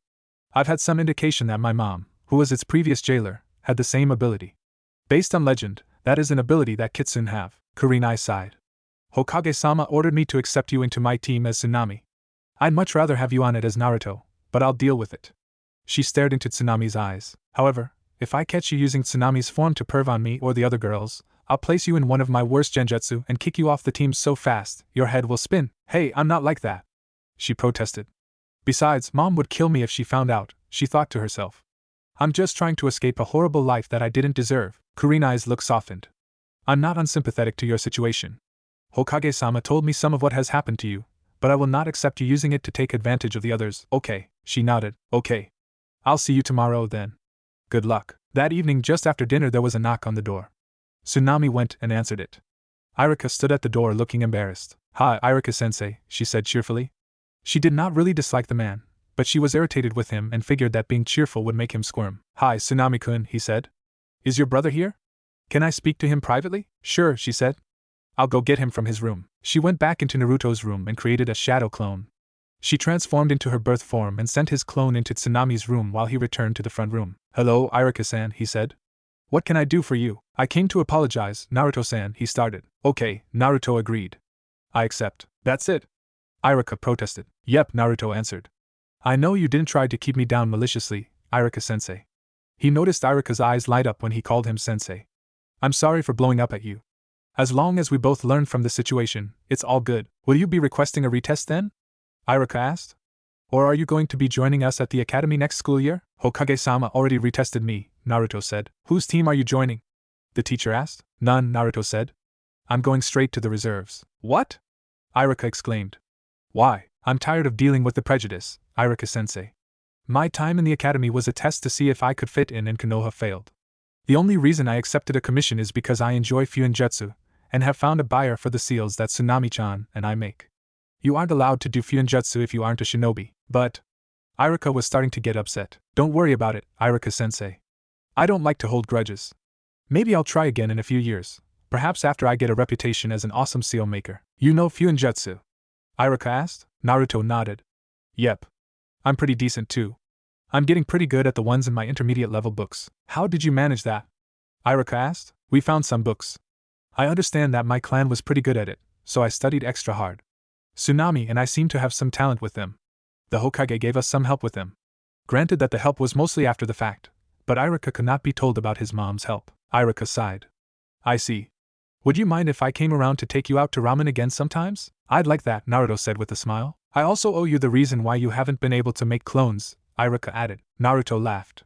Don't worry about it, Irika-sensei. I already know the reason. You do? What is it? I have too much chakra and my chakra is too dense, Naruto explained. I have a hard time doing genjutsus, especially if they require very little chakra. Despite its classification, the clone technique is more genjutsu than ninjutsu. Too much chakra? Irika said incredulously. Sometimes I really overpowered it, just to see if you would notice, Naruto admitted. But an academy student shouldn't have a problem overpowering that technique, Irika protested. Naruto snorted. I have 2 strikes against me. I'm an Uzumaki and we have more chakra than anyone, which is why my sister also can't do it, and my prisoner stretched out my chakra coils. Your test is biased against my clan and me in particular. Why didn't you say anything? Irika demanded. I told you it was a test, Naruto said. I may be a bit of a clown, but I'm not stupid enough to bull my way into an organization where I'm not wanted. The academy isn't representative of Konoha's shinobi, Irika protested. It's staffed by Konoha's shinobi, isn't it? Naruto countered. But like I said, I'll probably give Konoha's shinobi another chance at some point. Irika sighed and stood up. Take care of yourself, Naruto-kun. I'll keep in touch. You too. Thanks for stopping by and for the apology, Iruka-sensei, Naruto responded. Give my best wishes to your sister as well. A couple of hours later there was another knock on the door. When he answered it, a silver-haired man in a standard Konoha shinobi outfit was there. The man wore his leaf badge on his forehead and had it slanted so it covered one eye. He wore a mask that covered the lower half of his face. Naruto recognized his chakra as belonging to the dog A and B that had sometimes guarded him, or the Hokage when he was younger. Hello, Naruto-kun, he said. Can I come in and talk to you? Sure, Naruto said, and pointed him toward the front room's only sofa. My name is Hitaki Kakashi. I was supposed to be your Jounin-sensei. Naruto recognized the name from his mom's stories. He raised an eyebrow. I wasn't aware that I was expected to graduate. Hokage-sama told us you were much better than the academy reported and left a spot open for you. There was some reshuffling that had to be done when you didn't initially pass. I see, Naruto said. He waited for Kakashi to continue. Hokage-sama told me you passed the retest, but decided to directly enter the reserves instead. I'd like to know why. Why do you want to know? Naruto asked. Only a couple of people have ever thought I'd amount to anything. He thought it was probably because the man had been his dad's student, but wanted to see how much he would say. Let me ask something in return, Kakashi countered. Why did you let me in? I recognized you from when I was younger. You did? Kakashi looked surprised. Chakra sensor, Naruto said. Ah, Kakashi said. He hesitated for a few moments. I wanted you on my team because I owe your parents a debt, and this is the first time I've really been permitted to try and repay it. You knew my parents? Naruto asked excitedly, playing his part. I did, Kakashi said with a smile. However, I'm not allowed to say anything. You'll have to ask Hokage-sama about them. Naruto pouted. He always says I'm too young. Kakashi ruffled his hair. You'll grow up soon enough. So, why did you want to go straight to the reserves? I'm tired of being hated for something that's not my fault, he said. Jishin says that Konoha shinobi are different than the civilians, but I'm not convinced based on my teachers. Only Iruka-sensei treated me decently, and the headmaster and the other 3 teachers kept trying to hold me down. Not a very reassuring percentage. Did you come to try and convince me to join your team? Kakashi sighed. I would like to, but I can't really ditch the team I have at this point. Naruto smiled. Kiba was a friend of sorts, and even if Shino was not friendly, per se, he was polite. He did not really like Sasuke, but he did not want to cause problems for the troubled boy. Why didn't you ask for my sister? Naruto asked curiously. Hokage-sama wouldn't let you both be on the same team, and when the reshuffle happened, Kurinai-chan wouldn't give her up and I wasn't allowed to say anything that might convince her otherwise. Naruto nodded. Thanks for stopping by, Kakashi-san.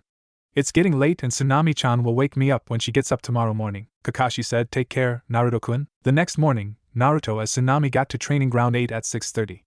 Hinata was already there and Sakura showed up within seconds of her. Hello, Sakura-chan, Hinata-chan, she greeted her teammates. They returned greetings.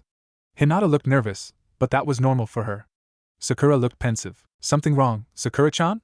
She asked. Just thinking, the pink-haired girl said. I've never seen you this worried about something, Tsunami said. Sakura grimaced. Kurinai-sensei questioned my dedication to being a shinobi yesterday after our meeting. This is about your crush on Sasuke, isn't it? The redhead asked. It's not just a crush, Sakura snapped. Tsunami held up her hands. I'm not going to fight you about whether your feelings are real or not. I'm just saying that trying to attract a boy is not a good reason to be a kunoichi. The world is cruel and enemy shinobi are not going to give you a pass because you're only in it for a boy. I'm not a kunoichi just for Sasuke-kun, Sakura shouted. I'm a kunoichi because I want to be able to fight for myself and my family. Good for you, Naruto said. Make sure you take it seriously. Both of my parents were killed in action despite being very powerful shinobi. If you don't take training seriously, you'll probably die and take Hinata-chan and me down with you, Sakura grimaced. Yeah, Kurinai-sensei said something similar. Tsunami turned to Hinata. You're from a big shinobi family, Hinata-chan. Do you have any ideas about what the test is about? Her mother had refused to give her any hints when she had asked in her Mindscape. Hinata poked her fingers together. My family doesn't talk to me much, she stuttered. I don't believe they think I'll pass. Nonsense, Tsunami exclaimed. We'll work together and help each other pass. Right, Sakura-chan? Sakura nodded. Remember what Iruka-sensei said yesterday? Naruto prompted. He said that teammates were critical to our success as shinobi. We should start working together today. Hinata gave her a timid smile. They worked out some rough tactics if the test involved combat. Hinata would take point with Tsunami backing her up at mid-range and Sakura supporting the two of them from longer range. Hinata tried to say that Tsunami was better at close range, but Tsunami disagreed. I know the only reason I beat you in spars in the academy was because you were holding back, Hinata-chan, she said. You're too nice. Don't worry, I'll beat the niceness out of you. At least for fighting. You can be as nice as you want off duty. Naruto grinned at her to let her know that she was teasing her. You'll beat the niceness out of her? Sakura said incredulously. Well, not really, Tsunami answered. I have a gift that makes anyone want to clobber me. Just ask my brother. Come to think of it, he has it too. It was true. Her clones could infuriate her. Hinata giggled behind her raised hand. Sakura snorted. I can believe that. Your brother is annoying. Naruto frowned. How would you know? You haven't really talked to him since he rescued you from bullies. Sakura chuckled nervously. He told you about that? It's not that I wasn't grateful, it's just that he's so loud and orange. Tsunami rolled her eyes. Sakura was one to talk about loudness. And orange was a great color. She was sad that her mother had vetoed orange going with her red hair. She did admit that the jumpsuits were not flattering at all. She had started wearing them to get attention and had never stopped even after deciding that it wasn't worth it. He saved me from bullies too, Hinata said quietly. She turned bright red when the other two looked at her. Tsunami still was not sure what Hinata thought about her other self. She always clammed up and turned red whenever she asked. They talked for another few minutes when Kurinai appeared in a swirl of leaves. I'm glad to see that you're all on time, she said with a smile. She pulled out a pink, a red, and a black ball as well as a timer. There are 3 baskets with lids on them in the training ground. They're color-coded to the balls. She tossed a ball to each girl. The balls matched their hair colors. The object of the test is to place your ball in the right color basket within half an hour. The only rule is that you have to place your own ball yourself. You can't use a clone to do it for you, Tsunami. Since this is the only rule, I'm not going to answer any questions. I will be trying to stop you, so do your best. Anyone who fails this test will be sent back to the academy or dropped from the program regardless of how your potential teammates do. Understand? All 3 girls said yes. Kurinai placed the timer and started it. She disappeared in a puff of smoke. Shadow clone, Tsunami said. How do you know it wasn't a genjutsu? Sakura asked. I can't be certain, but I'm actually pretty good at sensing them thanks to my chakra sensing technique, Naruto said. I just can't dispel them subtly. We're working together, right? We'll go to whichever basket is closest first, okay? Hinata quickly nodded. Sakura followed suit after a second's hesitation. Hinata-chan, can you see the baskets with your bloodline? Naruto asked. Hinata pointed them out after activating her Byakugan. They were all about equal distance. Sakura's was on the left, Hinata's in the middle, and hers on the right. We'll start with Sakura-chan's and work our way clockwise, Naruto said. Okay, the other 2 answered. They started toward the basket which was about 100 meters away, just within the edge off the woods that made up some of the training ground. Naruto extended her senses using the mind's eye technique. She could feel chakra in the air around them. She pulsed her chakra strongly, sending it out. The feel of the chakra dissipated, but some remained. The chakra increased. She's layering genjutsu faster than I can dispel them, Naruto muttered to the others. I can see through them with my bloodline, Hinata said, but I don't know if I can keep it up the whole time. Do it as much as you can, Tsunami directed. The next 10 minutes were extremely frustrating. Hinata did her best to lead them through the genjutsus, but the terrain was littered with traps. Naruto and Sakura both got caught multiple times, and had to be freed. Tsunami was kicking herself at not scouting the training ground out ahead of time. Then she kicked herself again. She only said I couldn't use clones to place the balls, Tsunami groaned. She quickly made 20 shadow clones and set them out to disarm traps. The clones did not last long due to kunai and shuriken strikes, but Naruto kept replacing them. It took them another 7 minutes to get to Sakura's basket. With a pleased sigh, Sakura placed her ball. Let's get Hinata-chan's done, Tsunami said. There's only about 10 minutes left, Tsunami-chan, Hinata said. Maybe we should split up, Tsunami shook her head. There's no way we could do it alone, Hinata-chan. One of us could never make it without help. We'll do it together, okay? They fought through the traps and genjutsu. Sadly, Hinata's chakra got too low to keep using the Byakugan. With less than a minute to go, they finally reached where Hinata's basket was supposed to be. To their delight, Tsunami's basket was right beside Hinata's. They both placed their balls just before they heard the timer go off. They heard clapping as all the genjutsu dissipated. Very good girls, Kurinai said. There's just one more part of the test. Naruto rolled her eyes. Sakura groaned. Hinata pushed her fingers together nervously. The last part of the test is for you to tell me what the point of the test was, she said. It wasn't the balls? Sakura asked. Not the balls, Naruto said. It appears to be something trickier or she wouldn't have asked. It was to see how we would do the challenge. Hinata stuttered nervously. Whether we would work together. Hinata and Sakura looked at the Hyuga princess. That's why the last 2 baskets were together, Hinata said. If we had split up, one of us would have failed. Naruto snapped her fingers. She never said what would fail us. I bet if one of us failed then the others would too, right? Sakura said. There are no teams with less than 3 genin. Kurinai smiled. That's correct, all of you. Additionally, you would have failed if you had tried to pass individually regardless of whether you fulfilled the apparent goals. If you had worked together, I may have passed you even without getting the balls in the baskets. Did we pass, Kurinai-sensei? Tsunami asked. Yes, you did, she replied. Welcome to Team 8. Tsunami whooped in celebration. Sakura yelled, yes. Hinata smiled shyly. I'm giving you the rest of the day off, Kurinai said. We'll meet here again tomorrow at the same time for training and missions. she smiled again. Congratulations. As the four of them made to depart, Hinata nervously asked Tsunami, Tsunami-chan, can I talk to you, please? Sure, Hinata-chan, she answered. Naruto as Tsunami followed Hinata to a place where they could talk. The Hyuga girl was clearly nervous. She kept pushing her fingers together, which was her biggest nervous habit other than her stutter.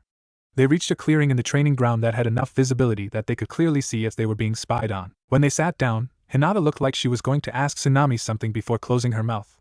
Finally, Tsunami asked gently, what did you want to talk to me about, Hinata-chan? The other girl prevaricated for a few moments before asking in a rush, how is your brother taking having to go back to the academy again? Naruto was a little stunned. Hinata had asked about her real self before, but usually just small things. She actually seemed worried about him. Oh, he's not going back, Tsunami said absently. Hinata started to hyperventilate. He gave up. She gasped. What? No, Tsunami said, concerned for her friend. We finally found why we couldn't do the clone technique. Too much chakra. The Hokage tested him using a different type of clone and he passed. Hinata seemed to calm down. Which team is he on? Oh, he went straight to the reserves, Tsunami said. Why? Hinata stammered, agitated. What about his dreams of being Hokage? He's not giving those up, Tsunami said. It's just that he noticed that he isn't treated very well by our peers or the teachers. It happens that both of us are very good at sealing. He thought it would be prudent to improve his reputation by becoming well known as a talented sealer. Once his reputation has improved, he'll join the active forces. She paused and then added sassily, of course, he still has to contend with me if he wants to be Hokage. Hinata looked relieved and finally relaxed. Why are you so interested in Naruto? Tsunami asked. You never really hung out with anyone except me. The dark-haired girl blushed furiously and poked her fingers together some more. Tsunami was struck by an image of a shy version of Sakura talking about Sasuke. You like him, Tsunami said, astonished. Well, yes, Hinata stuttered. He would be a very good friend, but I'm too shy. No, you like him, the redhead restated. Hinata's blush turned even redder. You can't tell him, she hissed. Okay, Tsunami said, holding up her hands. Inside, Naruto did not know what to do with this information. Why though? You seem to mostly ignore him like everyone else. Hinata looked at the ground. I'm too shy and weak. I didn't think he would want to talk to me. Tsunami lifted the other girl's chin. You're not weak, Hinata-chan. It's true that you're shy, but that can be overcome. Naruto has so few friends that he would have welcomed anyone. Hinata tried to sink into herself again, but Tsunami asked, why him instead of Sasuke like everyone else? Rallying herself a little, Hinata rolled her eyes. The Uchiha is pretty, but shallow. He has everything he wants offered him, but he just sits and broods. He's not the only orphan, but he acts like he is. Naruto, on the other hand, has nothing except you. Hinata's eyes started to shine. Things don't come easy to him, but he works hard and never gives up. Tsunami was touched that she had managed to inspire the other girl. She started to smile to herself when the reality of starting a relationship of that kind with Hinata came crashing down on her. Hinata was as close to a princess as Konoha had, while her other self was the village pariah. Hinata's family would never allow it, even if they did not hate him for the fox. But more than that, she did not feel that she could start a relationship as Naruto while being a teammate as Tsunami, at least not without confessing, which she absolutely did not want to do at this point. I'm glad my brother has inspired you, Hinata-chan, she said tentatively. Have you considered what your family would say if you tried to date Naruto? Hinata looked stricken. You're saying I should give up? I'm not saying that, Tsunami said gently. I'm saying that now is not the time. We're only 12. We have several years before we should really be thinking about marriage or anything like it.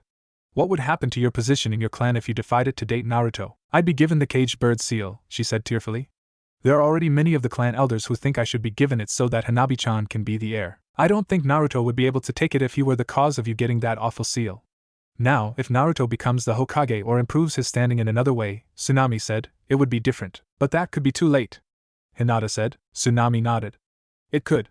One of you could be married by that time or something else could happen. I don't think you should pin your hopes on Naruto, Hinata-chan. You don't really know him. I do, Hinata protested with a blush. I've watched him from afar. The mask he shows everyone isn't the real Naruto, Tsunami said. She wondered to herself if there actually were a real Naruto or just different masks. I know that, Hinata said. That's why I like him. He tries to make everyone else happy by smiling and playing jokes, even when he's hurting inside. Tsunami pulled Hinata up by the arms and gave her a hug. You need to find your own strength, Hinata-chan. That's what Naruto and I have done, even though we support each other. Drawing strength from Naruto won't help you much unless you can find it in yourself to emulate the part of him that inspires you. I'll help you, of course, but I won't always be there. This is something you have to do, if you want it to last. Okay, Tsunami-chan, Hinata said. Thanks for listening to me. No problem, Hinata-chan, she said with a wide grin. I'm happy to do it. You'll see how strong you really are. You don't need a boy to do that, even if he's as awesome as my brother. Hinata giggled. As awesome as his orange jumpsuit was for getting attention, even Naruto had to admit that it was not very professional. In order to impress the shinobi supply storekeepers that he was serious, he would need a new outfit. After she was done talking to Hinata, Tsunami went to a clothing shop. She could have gone to a shinobi supply store, but the place she had in mind was cheaper, and she was not concerned about getting something durable. She browsed through the shinobi aisles until she found something that she liked that would fit on her original form. She picked out a green light jacket with decent-sized pockets and navy blue pants with an orange stripe. She got 3 sets. She went to the counter and paid. As she was picking up her purchases, she saw the moment when the storekeeper recognized her as the demon brat's sister. Most civilians seemed to pity her, which made her angry. A few thought that she might be a demon too, but they seemed to be rare. You know that thing is not really your brother, he said. He must have realized who she was buying the clothes for. I did not realize you were a more talented shinobi than the 4th Hokage, Mr. Civilian Shopkeeper, she sneered. Why would you say such a thing? The man said, offended. The 4th declared that my brother was a hero for protecting us from that, she explained. By saying that is my brother, you spit on the 4th's skill as a seal master and deny his last wishes. But everyone says, the man said defensively. Does that everyone include the 3rd Hokage or Jiraiya-sama? She interrupted. Shinobi who actually know how sealing works. The next time a shinobi buys from your shop, ask her if a storage seal becomes the object sealed into it. Don't expect me or my friends to shop here again. She marched out the door. Her threat was mostly empty. She did not have much influence. Hinata would be offended at the man, but she did not imagine that Hinata did her own shopping. She did not think that Sakura or Ino would change any habits on her brother's behalf. Really, the only one she could expect to join in her boycott would be Irika, if she bothered to tell him. The next morning, Tsunami and her teammates met their new sensei at their training ground. Thank you for being on time, Kurinai said. Reputation and first impressions are very important for shinobi. You always want to appear competent to your clients, and punctuality is a big part of this. I've heard Chunin complain that there's a jounin that's late to everything, sensei, Tsunami commented. When you have the reputation that Sharingan no Kakashi does and can back it up, then you can develop quirks like that, Kurinai said with a frown. The only reason he gets away with it is because he can't really be replaced. That's not true of any of you. Now, every team has a primary role in the village. The Densetsu no Sannin were a heavy combat team. The Ino Shikacho were a capture and interrogation team. The current team with their children is intended for the same role. Can any of you guess what this team's projected role is? The 3 kunoichi looked at each other, and then shook their heads. It's fine if you don't know yet, their sensei said. I picture this team used for scouting and skirmishing. Can you tell me why? Well, Hinata-chan has the Byakugan and I can make a lot of shadow clones, Tsunami said. Those are both very useful for scouting. That's correct, said Kurinai. And the skirmishing? Skirmishers use hit and run tactics to wear down an enemy, said Sakura, usually in support of a heavy combat group. That's true in a war, Sakura-san, Kurinai said. For team missions, it means that we're more like to get combat missions that require us to move quickly and travel light. We usually won't be assigned hard targets other than in support of other teams. The 3 girls nodded. Now, just like teams have roles, individuals on teams have roles, she continued. I'd like each of you to suggest what your role on the team should be, starting with Hinata-chan, and then Tsunami-san, and lastly Sakura-san. Most of my techniques are close range other than the Byakugan, Hinata stuttered. My techniques are close range and mid-range, Tsunami said. I would probably be best backing up Hinata-chan or taking secondary targets. I also have shadow clones, which are a very useful support tool with the numbers I can make. I don't really have any unique techniques yet, Sakura said with a frown, but from what I've read I expect I would be good at genjutsu or medical techniques. I'm pretty good at throwing weapons too, so I expect that I should take a support role. Those are all excellent observations, Kurinai said. Those are also the roles you used in yesterday's test, which I think worked well. They spent the rest of the day showing Kurinai and each other their skills. Tsunami showed them her taijutsu, adamantine attacking chains, and shadow clones, including her skill with replacing her shadow clones. Out of the 3 of them, Tsunami had the most skills by far, followed by Hinata who had her advanced taijutsu and her eyes. Sakura only had the basic academy skills. After Kurinai let them go, Naruto returned to her apartment, and then changed into her original form. He had a meeting with the Hokage and the ANBU quartermaster. The quartermaster, who wore a squirrel mask, was receptive to buying seals from him. Naruto offered variations on storage seals and explosive notes that had different triggers and functionality than the standard ones. He also had paralysis seals, element storage and conversion seals, privacy seals, and communication seals. Squirrel was impressed the most by the rate at which he could produce the seals. I'll be honest, the ANBU said. We already have a couple of suppliers that give us all of these seals. None of them are super advanced. However, we do have trouble keeping some of them in stock, due to how slow our suppliers are. I'd definitely like to contract you as a supplier, if your work tests out. They haggled a little in order to set a price list as well as a projected first order. To the ANBU's annoyance, the Hokage helped Naruto haggle. After that, they set an appointment for when Naruto could demonstrate his wares. After Squirrel left, Naruto remained to shoot the breeze with his grandpa figure. They were interrupted by the door slamming open. A figure even shorter than Naruto rushed into the room before tripping over its long scarf. The boy, who looked 8 years old, picked himself up and looked around. "It was you! You tripped me!" he yelled, pointing at Naruto. Naruto shook his head. He did not know if the kid was blaming him because he was available, or indirectly due to his furry problem. "Whatever, kid," he said dismissively. The kid looked indignant at being ignored and shouted, "Don't you know who I am? I'm the Hokage's grandson." Naruto looked at the boy with contempt. "I don't care if you're his grandmother. You lose points in my book for banking on his name instead of your own." The boy gaped at him open-mouthed. Naruto hated people who used their friends' or family's reputation to try and get by. He himself was the son of the 4th Hokage and the great-grandson of the last daimyo of Yuzuno Kuni. Even if he were not forbidden from mentioning either of those, he would not. He wanted to succeed by his own prowess. He brushed by a shinobi in his mid-20s wearing sunglasses, inside. "Watch where you're going, ruffian," the man said. Naruto snorted. The man was obviously not one of his fans. Whether due to the fox or his pranks, it did not really matter to Naruto. The man obviously cared about image more than anything. Naruto lazily walked through the village without a destination. He was ignored rather than shunned. People's eyes passed over him passively rather than actively. He felt indifference rather than hate. He sighed. Things would probably go back to normal once people realized that he had changed his standard outfit. Naruto's sixth sense was telling him that something was off. There was no danger, just something weird. He looked around and saw a square box with eye holes following him. He used his mind's eye technique to determine that it was the kid from the Hokage's office. "You can come out now, brat," he said. "Just what I would expect from my rival," the boy said as he used a poorly made smoke bomb to cover his escape from his hiding spot. "Rival?" Naruto asked, perplexed. "Yes," shouted the boy. "Jishin told me that you wished to be Hokage too." "Hokage, huh?" Naruto said. "Why do you want to be Hokage?" "So that people will acknowledge me for me," he proclaimed. "The only time I'm not dismissed for being a kid is when people know who my grandpa is. He named me Konohamaru after the village, but I'm only ever called honorable grandson. I want to step outside his shadow." "That's a lousy reason to want to be Hokage, brat," Naruto said. "If you just want acknowledgement, you could be a fabulous artist or musician. That would put you more outside his shadow than following in his footsteps. The Hokage is the one that protects everyone, even to the point of laying down his life." Naruto said a silent prayer for his father. "Someone like you are now does not deserve to be Hokage." "Teach me, boss," Konohamaru said. "Jishin said that you were strong for your age." Naruto had a feeling that the Hokage was trying to distract his grandson with him to get a little peace. He had an evil thought. "Sure, brat," he said. "I'll tell you one of the things I did to train." "Pranks." "Pranks?" the smaller boy said. "Pranks," he nodded. "Pranks are like mini shinobi missions. They require the same type of planning and stealth to do a good one. Are you willing to follow my rules for using pranks as training?" Konohamaru nodded eagerly. "Lay it on me, boss." "First, you're only allowed to hurt their pride.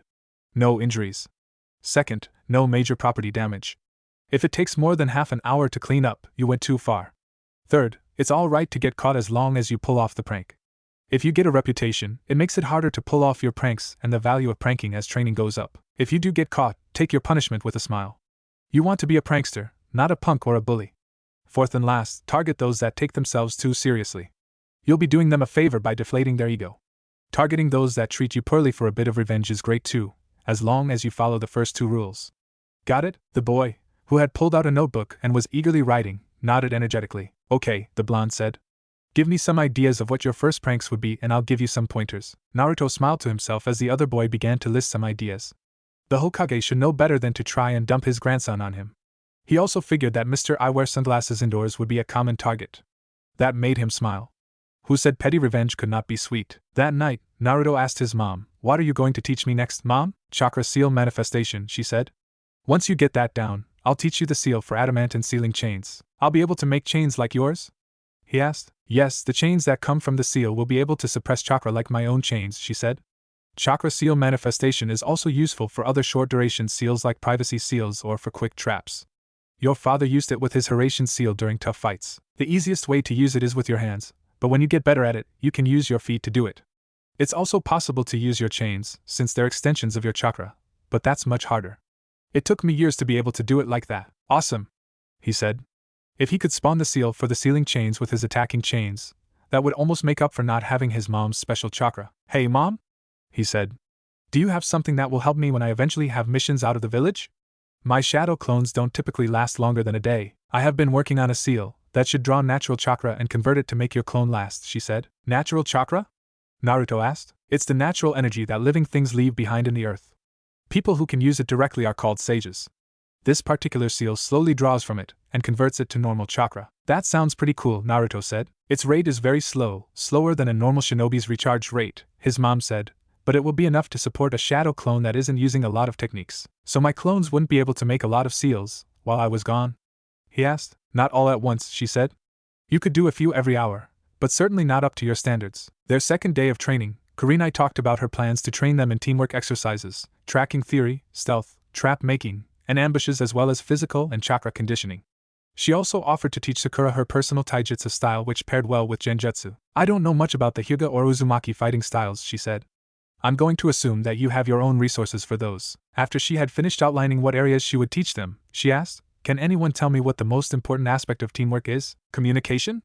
Offered Sakura. It's true that communication is very important for teamwork, Kurinai said, and we'll be learning some very important communication skills, but that isn't what I feel is the most important. None of the girls said anything. Trust, Kurinai said. You have to be able to trust your teammates. Tsunami felt guilty. She was hiding 3 major secrets from her teammates. Granted, they were all S-rank secrets. The Hokage had absolutely forbidden her from telling anyone her parents' identities. She was even forbidden from confirming that she was a real Uzumaki to anyone not on her team, although the observant would figure it out. She was also forbidden from letting anyone know about her special disguise technique unless it was life or death. She was allowed to tell her team, if it were mission critical. The Hokage told her that mission critical meant that it could not be solved any other way with a degree of success, and she trusted her teammates. The only one of the 3 she could tell outright was that she held the Kyuubi. The Hokage only asked her to use her best judgment and to be cautious. When she had asked why her disguise was S rank, when by all rights it should be A rank at best, the Hokage had told her that someone had leaked her Jinchuriki status against his will and that her secrets were not safe with only the usual precautions. I'm not saying that you can have secrets, Kurinai continued. Eventually, if you advance in rank, you'll be privy to village secrets that you are required to keep from even your closest friends. Plus, everyone is entitled to a certain amount of privacy. What do you think I mean by trust? You have to be able to trust your teammates to have your back. Tsunami said. That's right, she said. You'll be trusting each other with your lives. You have to be able to know that your teammates won't let you down. Part of this is that you have to really know each other's capabilities. Kurinai then taught them the basic Konoha hand signs and they drilled on them for an hour. Are you ready for your first mission? Kurinai asked. Yes. Tsunami proclaimed. How come we didn't do one yesterday? A group of Chunin makes it a practice to flood the mission office on the day after the real Genin exam. Waiting in line for a D rank is not my idea of fun. Tsunami wondered what she meant about that. Why would they do that, Kurinai-sensei? Sakura asked. They think it's funny, Kurinai said, rolling her eyes. Why? Tsunami asked. Mostly harmless hazing. They walked to the mission office. The Hokage was sitting at a table. Irika was assisting him. Good morning, teammate, the Hokage said. Good morning, Hokage-sama, said everyone except Naruto, who said hi, Jishin. Tsunami-chan. Irika scolded. I expect better from you than from your brother. Show Hokage-sama some respect, the Hokage chuckled. It's alright, Irika-san. I'm used to the attention from the Uzumaki twins and I don't mind it. He shuffled some papers. I have some very important missions here for your sensei to choose from. He looked down at the papers again. The Inuzuka kennels need to be cleaned out. The orphanage needs some story readers. The Akimichi needs some supplies transported. Tsunami looked at her teammates. They were both staring at the Hokage with slack jaws. She knew that D ranks were the least important missions, but these were just chores that anyone could do. She looked at the Hokage. His eyes were twinkling. She had been pranked. And not just any prank. It was a prank that every genin was subjected to, judging by Kurinai, Irika, and the others' faces. The old man would pay for this. Okay, you got me, Jishin, she said. That was a decent prank, not up to my own standards, but still decent. What are the real missions? The Hokage chuckled. That's what makes this prank so good. He paused to light his pipe. You mean? She said in horror. Yep, those were the real missions, he said. Why didn't anyone warn us it would be like this? Asked Sakura, and ruin this moment? The Hokage asked. He chuckled again. Plus we would have a hard time convincing young people to be shinobi if we told them they'd have to do months of chores before being allowed to do real missions. But now that you have your badges, it's too late. The Hokage finished off with a passable evil laugh. The Hokage was laying the teasing on pretty thick. She smiled sweetly. Let him have his fun, she would return the favor. She heard Irika say quietly, oh, I recognize that grin. I think you're in trouble, Hokage-sama. He must have been louder than he thought, since Hinata giggled and Sakura hissed, Don't do anything you're stupid like your brother would do, Tsunami-chan. Tsunami waved her off as Kuni said, "We'll help with the supplies, Hokage-sama." She took the mission scroll that Irika handed her and led her students out of the office. They met a middle-aged Akimichi woman at a warehouse in the market district. Their task was to transport fresh food ingredients to 3 different restaurants. "I can seal the supplies into storage seals for ease of transport," Tsunami offered. Kurinai thought for a moment. "I'll allow that, if you all agree to extra physical conditioning this afternoon. Part of the point of D-ranks is to help get you into shape for more difficult missions. I want to encourage you to think of ways to make your missions easier, but I don't want you to fall behind in your training either." The girls all looked at each other and nodded. The mission did not take long. After they reported success to the Hokage, Kurinai dismissed them for lunch. After lunch they met for physical training. Tsunami enjoyed the training. She would always rather do things than listen to a lecture. Plus, it was always more fun to do things with others. Hinata seemed to quietly enjoy the training too, but after 30 minutes, Sakura started to complain. "Sakura-san," Kurinai said gravely, "I thought you wanted to be a serious kunoichi." "I do," Sakura replied. "Shinobi are required to run for hours in order to get to informations," their sensei said. "Since our team is a first response type of team, this is especially important for us. If this type of exercise tires you after only half an hour, you need to step up your personal training." "But Ishida-sensei said that a kunoichi should always look her best," Sakura protested. "How can we do that with all that running? She's still at the academy?" Kurinai said with a grimace. "Ishida-san is one of those that thinks that kunoichi have to be the type of kunoichi she was, an infiltrator. If you want to be an infiltrator, we can have you move to one of those teams, but I warn you that most infiltration missions involve places of ill repute rather than palaces." "No, that's okay," Sakura reassured her. "I'll do better. Make sure you eat more too," Kurinai said. "I don't want you fainting from lack of energy. Hinata-chan can tell you how much you should be eating." The Hokage was not laughing when Naruto strung toilet paper all over the Hokage tower that night. Tsunami smirked all through picking up their mission the next morning. Most training days were repeats of their second day, lectures and drills in the early morning, followed by a D-rank mission and then physical training. Naruto got contracts for seals from 2 other shinobi supply stores as well as the ANBU quartermaster. The clerk at the second store took a look at the seals. "These don't look like the other seals that we carry," he said. "Most seals use an obscuration method so that they can't be copied," Naruto said. "This is usually done even for simple seals in order to prevent the inexperienced from injuring themselves trying to copy a seal without guidance. I use a different obscuration pattern than most due to the way I learned." Naruto danced around saying that he used the Uzushio style rather than the Konoha style. The Hokage still did not want him claiming his Uzumaki blood publicly. "My boss will need you to demonstrate these, but I think he'll be agreeable, assuming they work." A week after team assignments, Kakashi visited Naruto in the evening. "How would you feel about joining my team for practices once a week, Naruto-kun?" he asked. "Why?" Naruto asked. "Even though you're only in the reserves, you should still keep up with more than just your seal work. My team would also benefit from another sparring partner." Naruto thought about it. It would help him out to be able to spar in his original form. His only real sparring partners had ever been his mom in his Mindscape and his own clones. The infrequent academy matches did not really count for much. "All right," he said. "I can come on Wednesdays." That was one of 2 days, the other being Sunday, that Kurinai gave them off of training. That way he would not have to worry about a shadow clone dispelling at the wrong time. "That works. Be at training ground 3 at 10, Kakashi said before disappearing in a body flicker. The next Wednesday, Naruto showed up at training ground 3 a little before 10. He was wearing his leaf badge for the first time as Naruto. "Hey, dead last," Kyuubi yelled. "What are you doing here? And where did you get the leaf badge?" "Hey, dog breath," Naruto yelled back. "Kakashi-sensei asked me to come and replace you so that your team could have a real shinobi." Kiba stopped and started. Shino and Sasuke stared at him too. "What?" Kiba shouted. "No way," Naruto burst out in laughter. "Just kidding. You should have seen your face. Nah, Kakashi-sensei asked me to come and give you guys another sparring partner.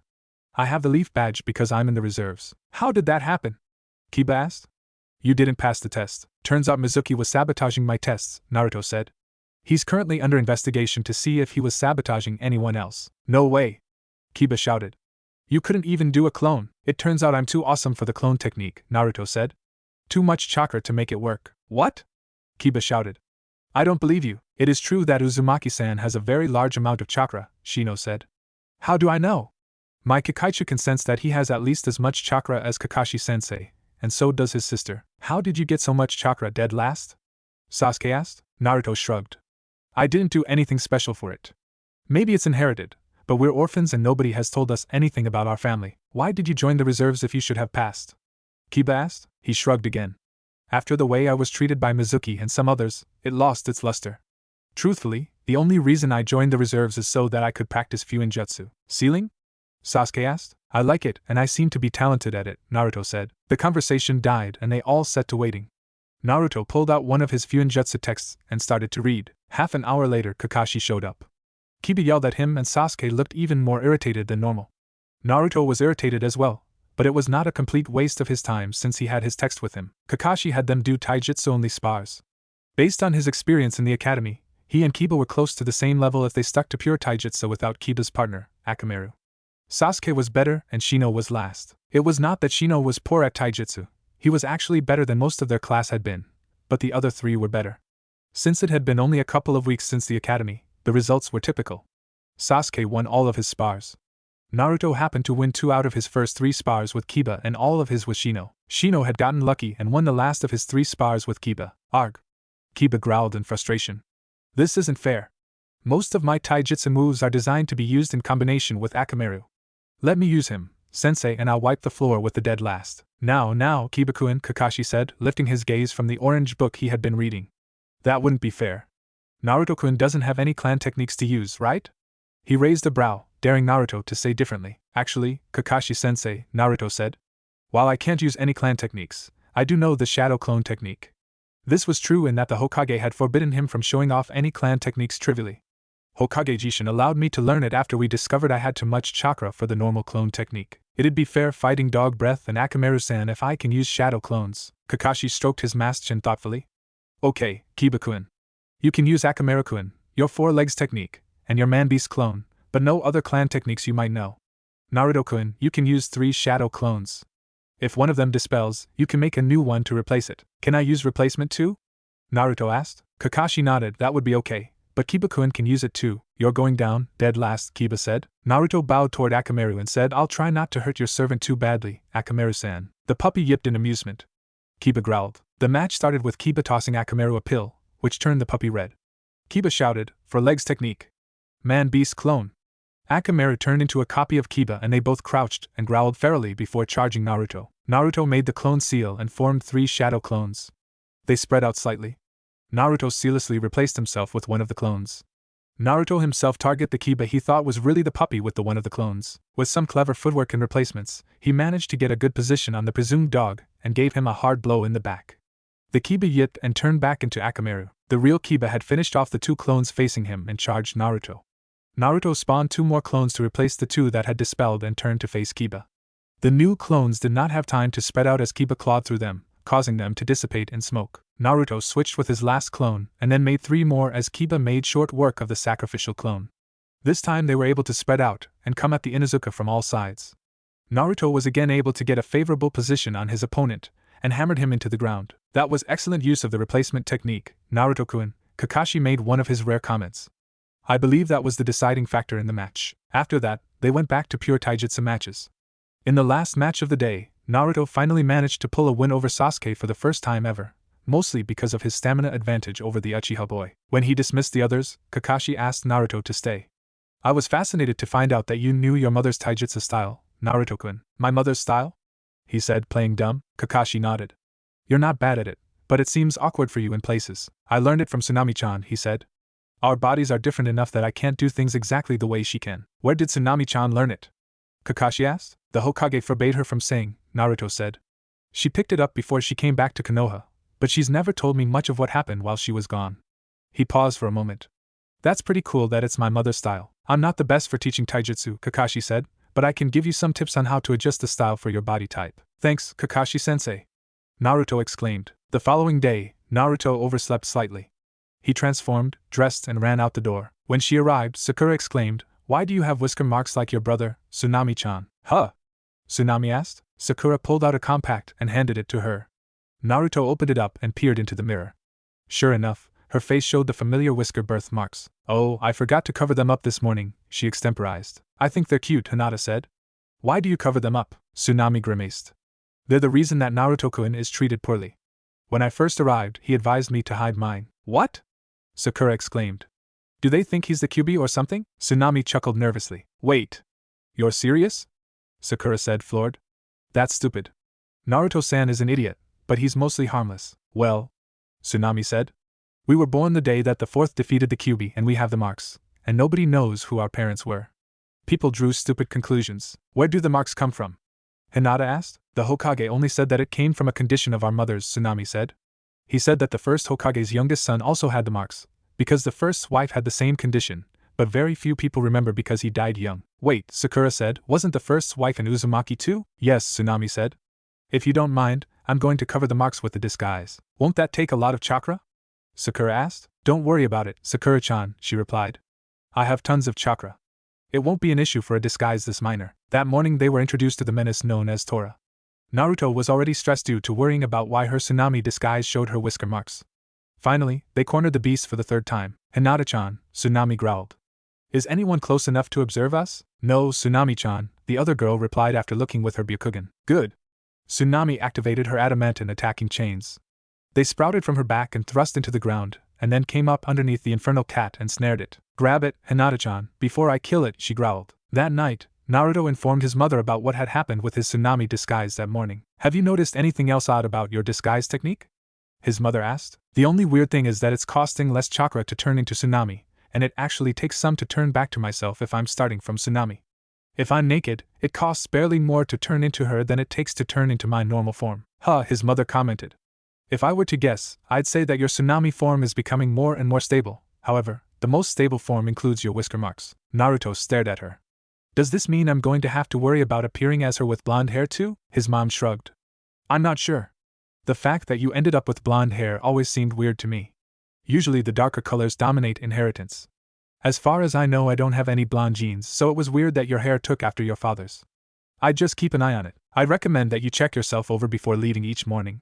Your hair color should stand out more than your birthmarks anyway. Things went similarly for the next 2 months, training with her team most days and Kakashi's on Wednesdays. The 3 genin were once again in the mission office.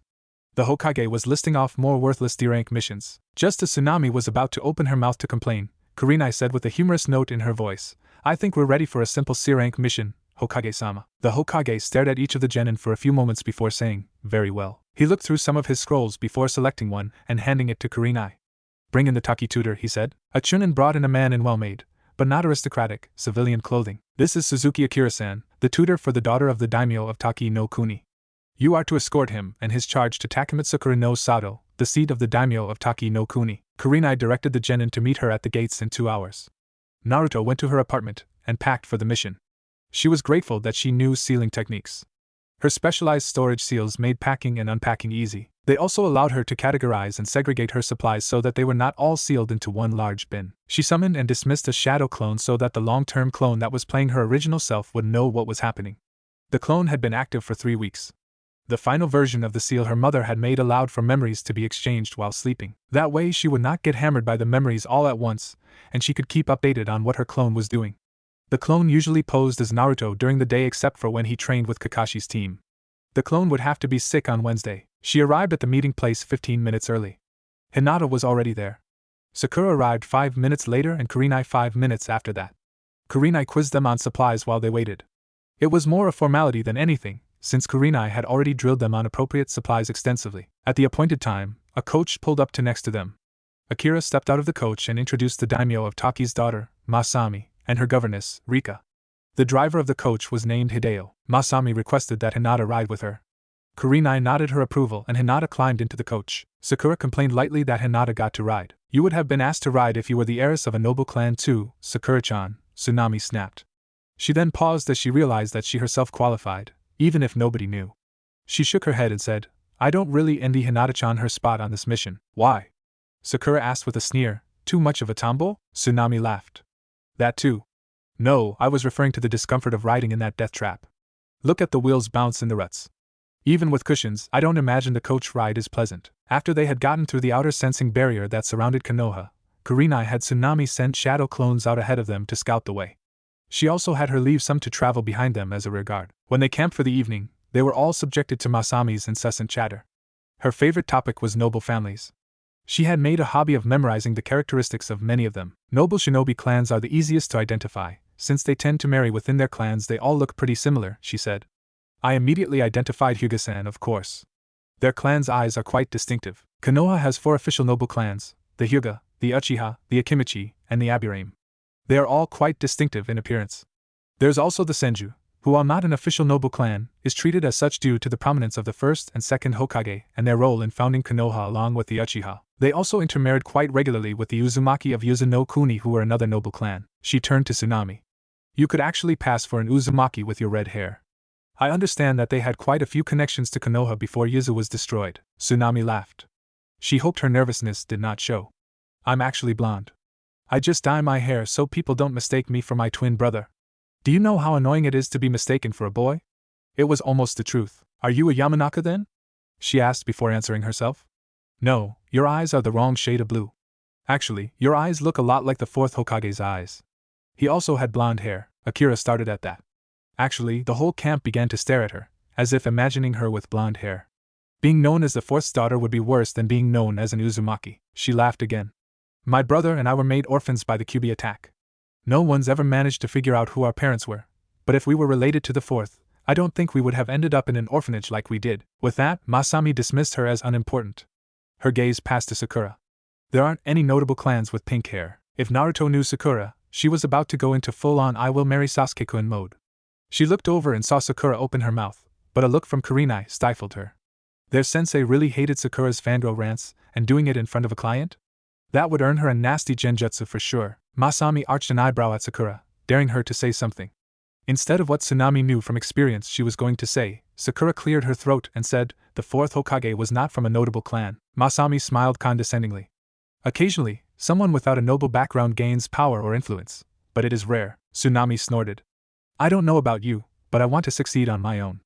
Being given everything on a silver platter means you don't have your own worth. That was one reason why it did not bother her most of the time that she could not tell people her own heritage. She thought warmly of Konohamaru and his struggle to step out of his grandpa's shadow. Masami sneered at her. But before she could say anything, Kurinai asked, if you don't mind satisfying my curiosity, why did you hire Konoha shinobi instead of Taki shinobi? Akira jumped in to answer the question. We did hire shinobi from Takigakure, but they were all male and Masami-sama felt that she would be more comfortable with a kunoichi to protect her, so we released them. It is our good fortune that Hokage Dano supplied us with an all-kunoichi team. We're actually the first all-kunoichi team that Konoha has fielded for quite a while, Kurinai said. I'm confident that my girls and I will meet and exceed your expectations. With that, Kurinai made assignments for watches during the night. Hinata was assigned first watch, and the other two were sent to bed. The following days were more of the same. Masami would make snotty remarks towards Tsunami or Sakura whenever she was around them. Luckily, she always requested Hinata to be her personal guard.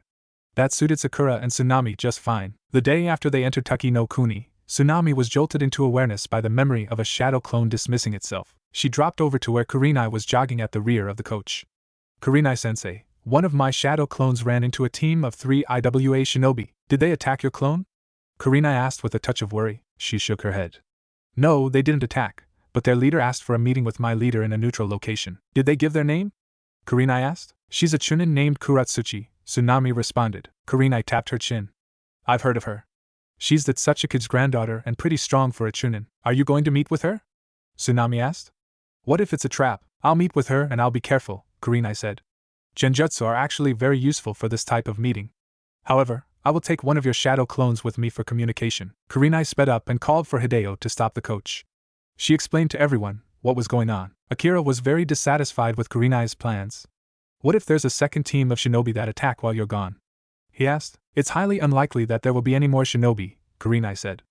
IWA would be crazy to start a war with Taki no Kuni and Hai no Kuni over a fourth daughter of a minor country's daimyo. Masami looked very disgruntled at Kurinai's description of her.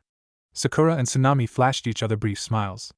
Tsunami felt that Kurinai had made the slight intentionally, due to Masami's behavior. My genin are fully prepared to handle any other disturbance while I'm gone and I will be able to communicate with my team through Tsunami-san's shadow clones. She turned to Hinata. Hinata-san, before I leave, find a secure location for you to wait for me. An open area with lots of visibility would be best. Kurinai had discussed this type of scenario with them before. The benefit from being secure from sneak attacks outweighed the benefit from any shelter, at least until Hinata had enough chakra to keep her Byakugan constantly activated. Hinata activated her Byakugan and searched. There's a large meadow about 200 meters farther along the road. Kurinai nodded and led them to the meadow. I shouldn't be gone more than 2 hours. I'll send word through the shadow clone if that changes. I don't expect any problems, but if there are any, I want you to race back to the border with Hai no Kuni, okay? The guards at the border station will help you. After Kurinai and Tsunami's shadow clone left, Rika pulled cushions out of the coach. She and Masami sat on them in the shade of the coach. Hinata stood beside them. Hideo sat alertly in the driver's seat.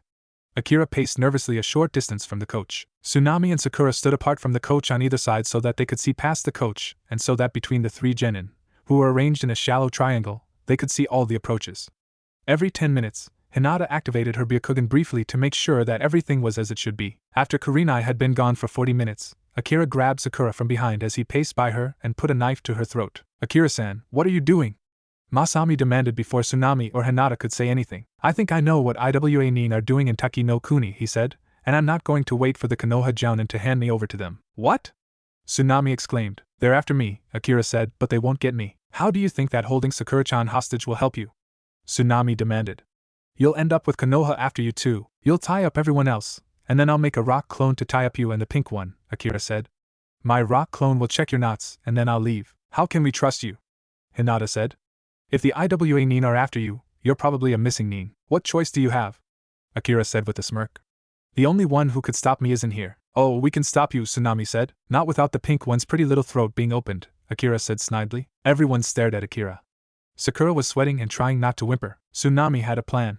It was dangerous, but she thought she was only really putting herself at risk, so she decided to try it. She did a quick seal-less replacement with Sakura and thrust her chains out her back.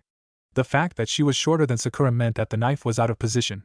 She reached up to grab the arm that held it, but the sudden jerk from her chains impacting Akira meant that she missed. A sharp pain enveloped her right hand as she heard a gurgling sound behind her.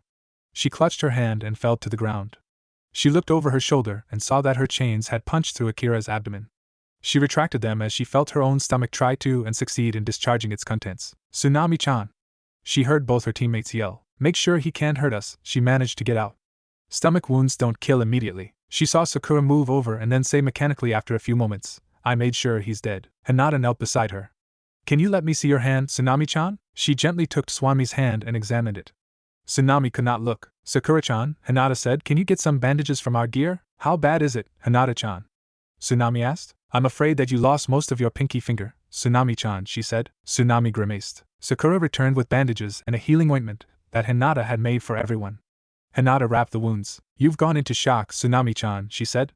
"You should lay down and rest until Kurenai-sensei returns." "I'm so sorry, Tsunami-chan," Sakura said. "I should have been more alert." Masami and Rika huddled near the coach, facing away from Tsunami. 10 minutes later, Kurenai returned with the leader of the IWA Nin. "Tsunami-chan!" Kurenai exclaimed. "What happened?" "Akira caught me by surprise," Sakura admitted embarrassedly. "Tsunami-chan lost a finger rescuing me.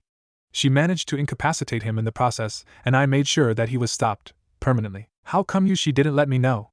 Kurenai asked. "It happened too quickly and then she went into shock," Hinata explained. "Yes, this is definitely Hidatsuchi, one of our Chunin-level missing Nins," the IWA Kunoichi, Kuratsuchi said. "She severed the head and burned the body. I'll have his bounty sent for your genin.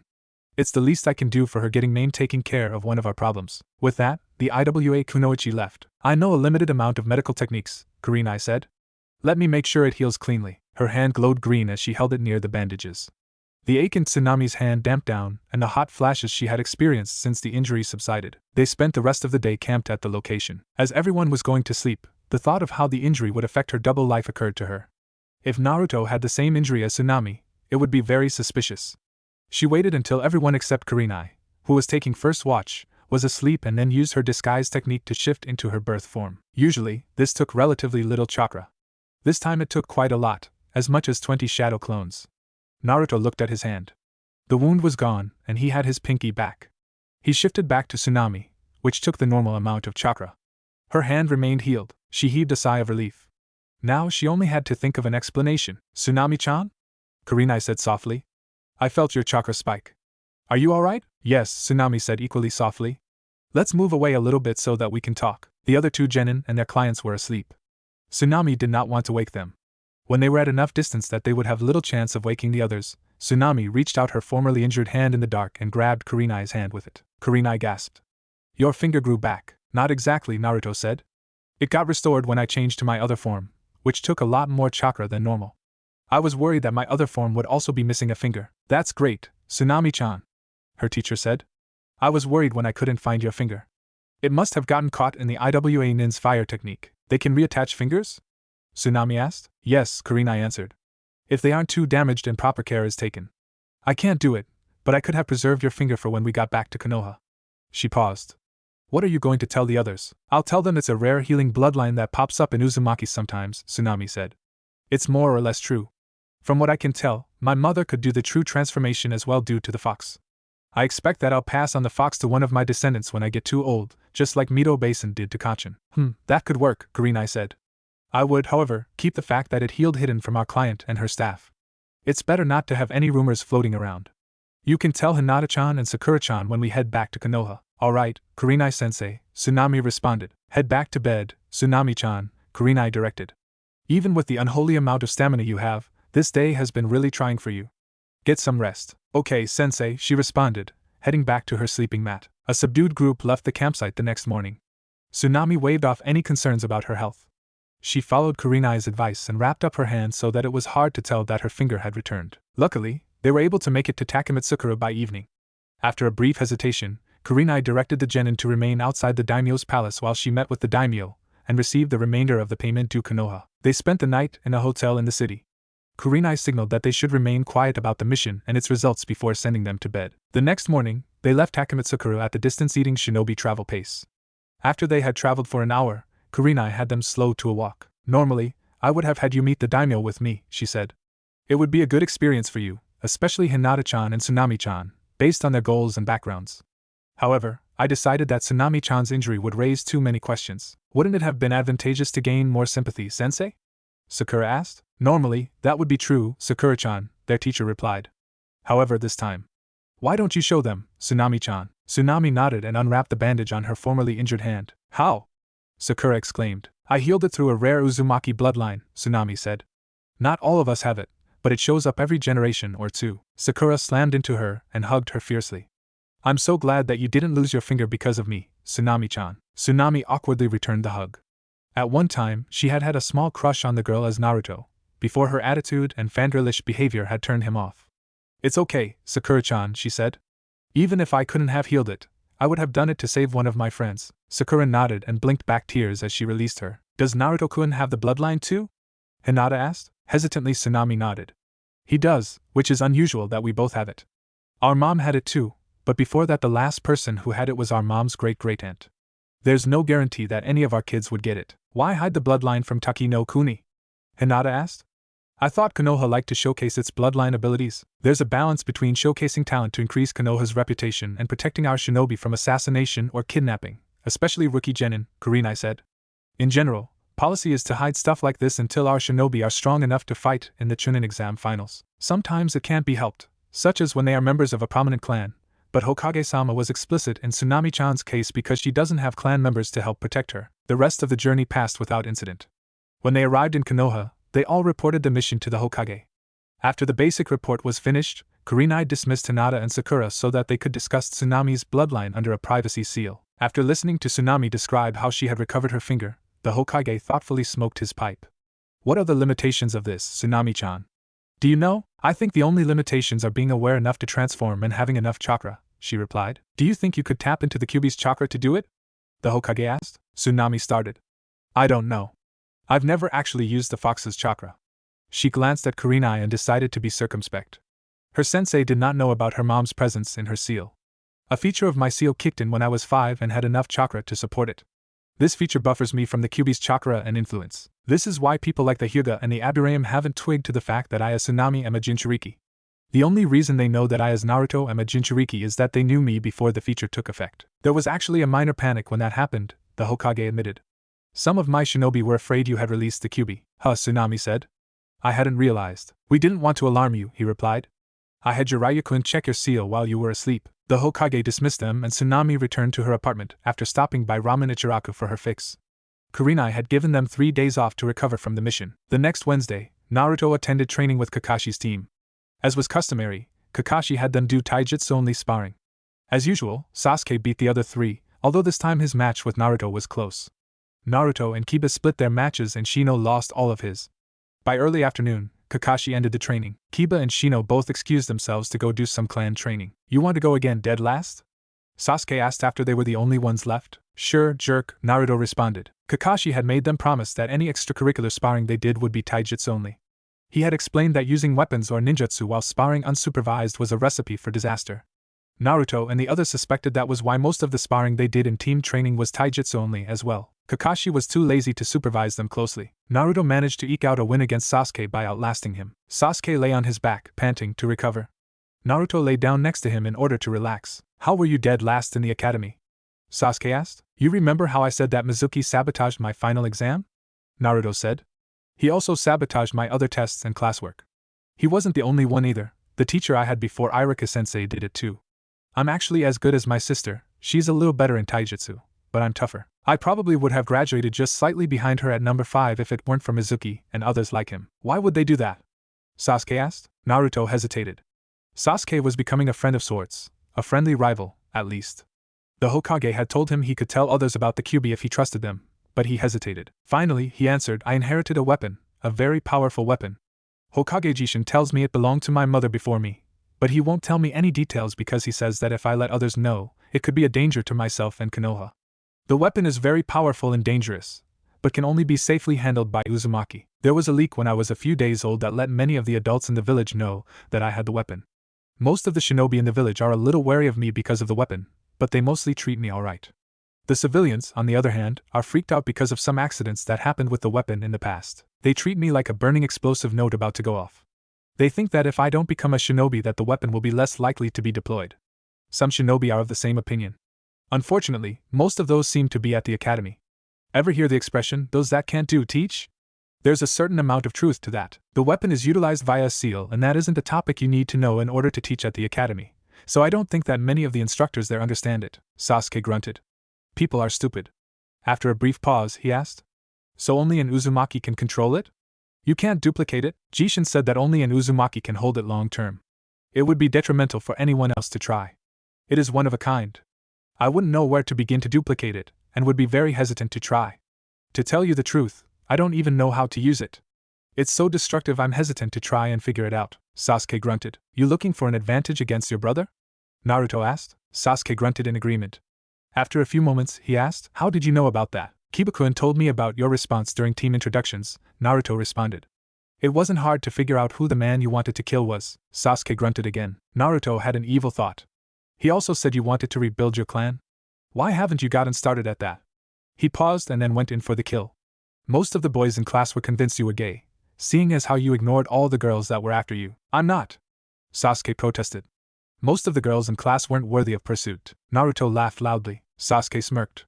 The only one in our class I would consider is your sister. She and Hinata-san are the only ones that aren't worthless fangirls, and Hinata-san is too shy and insecure. Naruto stopped laughing.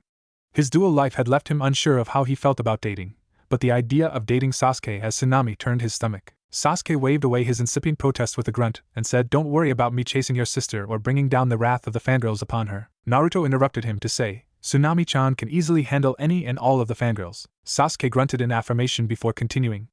I'm still too young to be thinking too seriously about dating and what comes after. Too much can happen between now and when I would get married.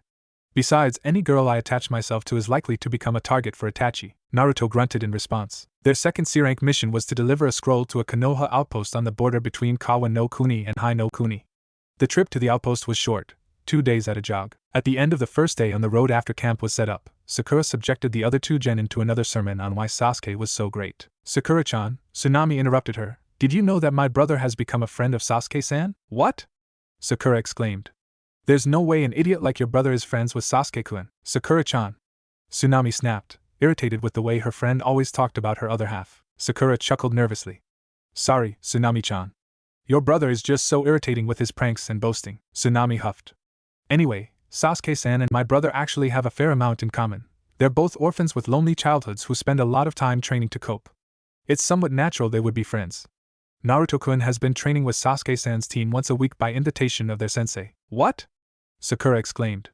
Why? Kakashi-sensei said that Naruto-kun was originally supposed to be on his team until he was sabotaged into failing the original Genin exam and decided to go into the reserves. Kakashi-sensei must have felt bad about it. He was sabotaged? He's in the reserves? Sakura asked, confused. Yes, Tsunami answered, irritated.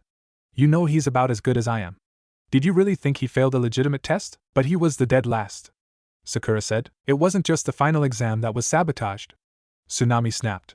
With how smart Sakura was, Her decided lack of observational skills was annoying. Sakura looked at her blankly. You remember what we talked about when my whisker marks came out? Tsunami asked. Most of the village dislikes Naruto-kun because of that, and there are a substantial number that outright hate him. Mizuki-sensei and a few of the other teachers were like that. That's idiotic, Sakura said. Even if the Kyuubi wasn't dead and he was the Jinchuriki of the Kyuubi, treating him poorly because of that could have a serious backlash on the village. Tsunami froze up. She felt the blood drain from her face. Wait, Sakura said. He is? Is that what the marks are from? She looked at Tsunami a little nervously. Tsunami supposed that defending a Jinchuriki in abstract was easier than doing it in person. Hinata was watching the two of them with even wider eyes than normal. Tsunami struggled to get control of herself after having one of her darkest secrets discovered by one of her friends. Not exactly, she finally said. Our mother was the Kyuubi's second Jinchuriki. That is why we have the marks. Second? Sakura asked curiously. Uzumaki Midosama, the wife of the Shodai Hokage, was the first, Tsunami said. I'm surprised that I haven't seen the signs of Naruto-kun being a Jinchuriki, Hinata said. We Hyuga are taught to see them. The Kyuubi is buried so deeply in Naruto-kun's seal that nobody has seen a trace of it since he was 5, Tsunami answered. He's never drawn on its power, and isn't really even sure how to do so. Hokage Jishin thinks he could if he were in a life-threatening situation. Does this change how you feel about him? She asked both her teammates, but her gaze lingered on Hinata. I guess not, Sakura said, chuckling nervously. He's still a goof. He's just a goof with a massive amount of power on his hands. She trailed off nervously. Tsunami rolled her eyes. When has Naruto-kun ever played a truly dangerous or malicious prank? He's even stopped pranking altogether since graduation. Really? Asked Sakura. Tsunami nodded firmly. He's trying to be a respectable seal master. I think the way that Naruto-kun has handled the challenges he's been handed is admirable, Hinata said firmly. She was still looking down at the ground, but her stuttering had been absent for once. How did the Kyuubi get released from your mother? Sakura asked. The seal on a female Jinchuriki often weakens during birth, Tsunami said sadly. The village leaders knew this and made preparations to combat the weakness, but a masked man interfered and released the Kyuubi. Both our parents died as a result of the attack, and Yandame-sama was forced to seal the beast into Naruto-kun at the cost of his life. And you don't know who did this? Hinata asked. Tsunami shook her head. Kurinai spoke for the first time. Tsunami had forgotten she was nearby. What you have stumbled onto is an S-rank secret. Hokage-sama has forbidden spreading the fact that Naruto-san is a Jinchuriki on pain of death. But, Kurinai-sensei, Tsunami-chan says that everyone already knows. Sakura protested. It's true that most of the adults know, Kurinai admitted, but Hokage-sama wanted Naruto-kun to have a normal life and be able to grow up without prejudice. It hasn't exactly worked as he intended, but the decree still exists. Do you understand, Sakura-chan, Hinata-chan? I understand, sensei, both girls said. Everyone was quiet for a few minutes. Tsunami was uncomfortable with the silence, so she decided to bring up the topic she was going to talk to Sakura about before they got sidetracked. I was going to tell you, Sakura-chan, that Naruto-kun has talked to Sasuke-san a fair amount since graduation. One of the things that Sasuke-san told my brother is that he despises weak fangirls and will only marry a strong kunoichi. You want Sasuke-kun for yourself? Sakura accused angrily. Tsunami rolled her eyes. There is zero chance that I would marry Sasuke. Sakura narrowed her eyes. I don't believe you. Sasuke-kun is perfect. There's no way you don't secretly like him. Tsunami huffed, and Hinata shook her head. He's not perfect, Tsunami asserted, but even if he was, I couldn't marry him. Why not? Sakura said suspiciously. Sunmai sighed. He's the last of the Uchiha and Naruto-kun, and I are the last of the Uzumaki, as far as we know. Any husband I take would be required to marry into the Uzumaki clan, and Sasuke-san would never be willing to do so. The reverse is true as well. She had thought about this a lot since Sasuke's last conversation with her as Naruto about girls. The other reason is that she had decided that she could not risk getting pregnant so that what happened to her mother could not happen to her. The decision left her with an odd pang of regret. Before the talk with Sasuke, she had purposely avoided thinking about sex since her mother had given her the talk when she turned 10. Now the thought of having sex as a girl filled her with a sense of vulnerability and disgust, and if she were honest with herself, a small amount of curiosity. But somehow the thought of not carrying a baby inside her left her strangely empty and lacking. Is that what happened to your father? Hinata asked. He married into the Uzumaki? Not exactly, Tsunami admitted. Circumstances did not allow him to take her name, but they had agreed that all of their children would be Uzumaki. Her parents' marriage was secret, so her father could not take the Uzumaki name publicly. While the Namikaze were not a shinobi clan, Namikaze Minato was a famous shinobi name. It was unlikely that her father would have changed his name even after the marriage was known. So Sasuke-kun wants a strong kunoichi as a wife? Sakura asked tentatively. Tsunami nodded. While I suppose he wouldn't go for an ugly woman, he finds strength more attractive than any civilian concept of beauty. I think you shouldn't worry about trying to impress him at this point in your life. But if you really can't leave it alone, the best thing you can do is train hard and become a superior kunoichi. Sakura nodded thoughtfully before a more comfortable silence than before enveloped the camp. The drop-off of the scroll at the outpost went off without a hitch. However, on the way back Tsunami and her team ran into a roadblock manned by 3 bandits. Tsunami's clones had warned them that they were there as well as the ones hiding in the forest. Kurinai had elected to spring their trap. One of them, probably the leader, held a sword. The other 2 carried spiked clubs. "What do we have here?" the bandit with the sword said. 3 little girls and a big girl playing at being ninja? Girls, said Kurinai, repeating what she had told them earlier for the bandits' benefit. Most of our missions until you reach Chunin will be clearing out bandits like this. I want you to take the lead on this. I'll back you up. I think the older one is scared, said one of the others. Hardly, said Kurinai. Feisty, said the third. I call dibs on her. I want the redhead, said the second. No way, did you just say that? Snarled Tsunami. Hinata started to tremble beside her. Tsunami put a steadying hand on her shoulder. These guys are chumps, Hinata-chan. You don't have any reason to be nervous, the one with the sword said. If you really are ninja, just the 3 of us might have trouble with you, but unlucky for you, we're not alone. He whistled and the 13 men Tsunami knew were hiding came out of the forest. That's it. Tsunami complained for effect. I can handle twice your number by myself. Calm down, Tsunami-chan, Kurinai said, grinning slightly. I want you to take care of the new ones and make sure none of them escape. Hinata-chan, I want you to handle the leaders. Sakura-chan, I want you to back up Hinata-chan and make sure that she doesn't get overwhelmed.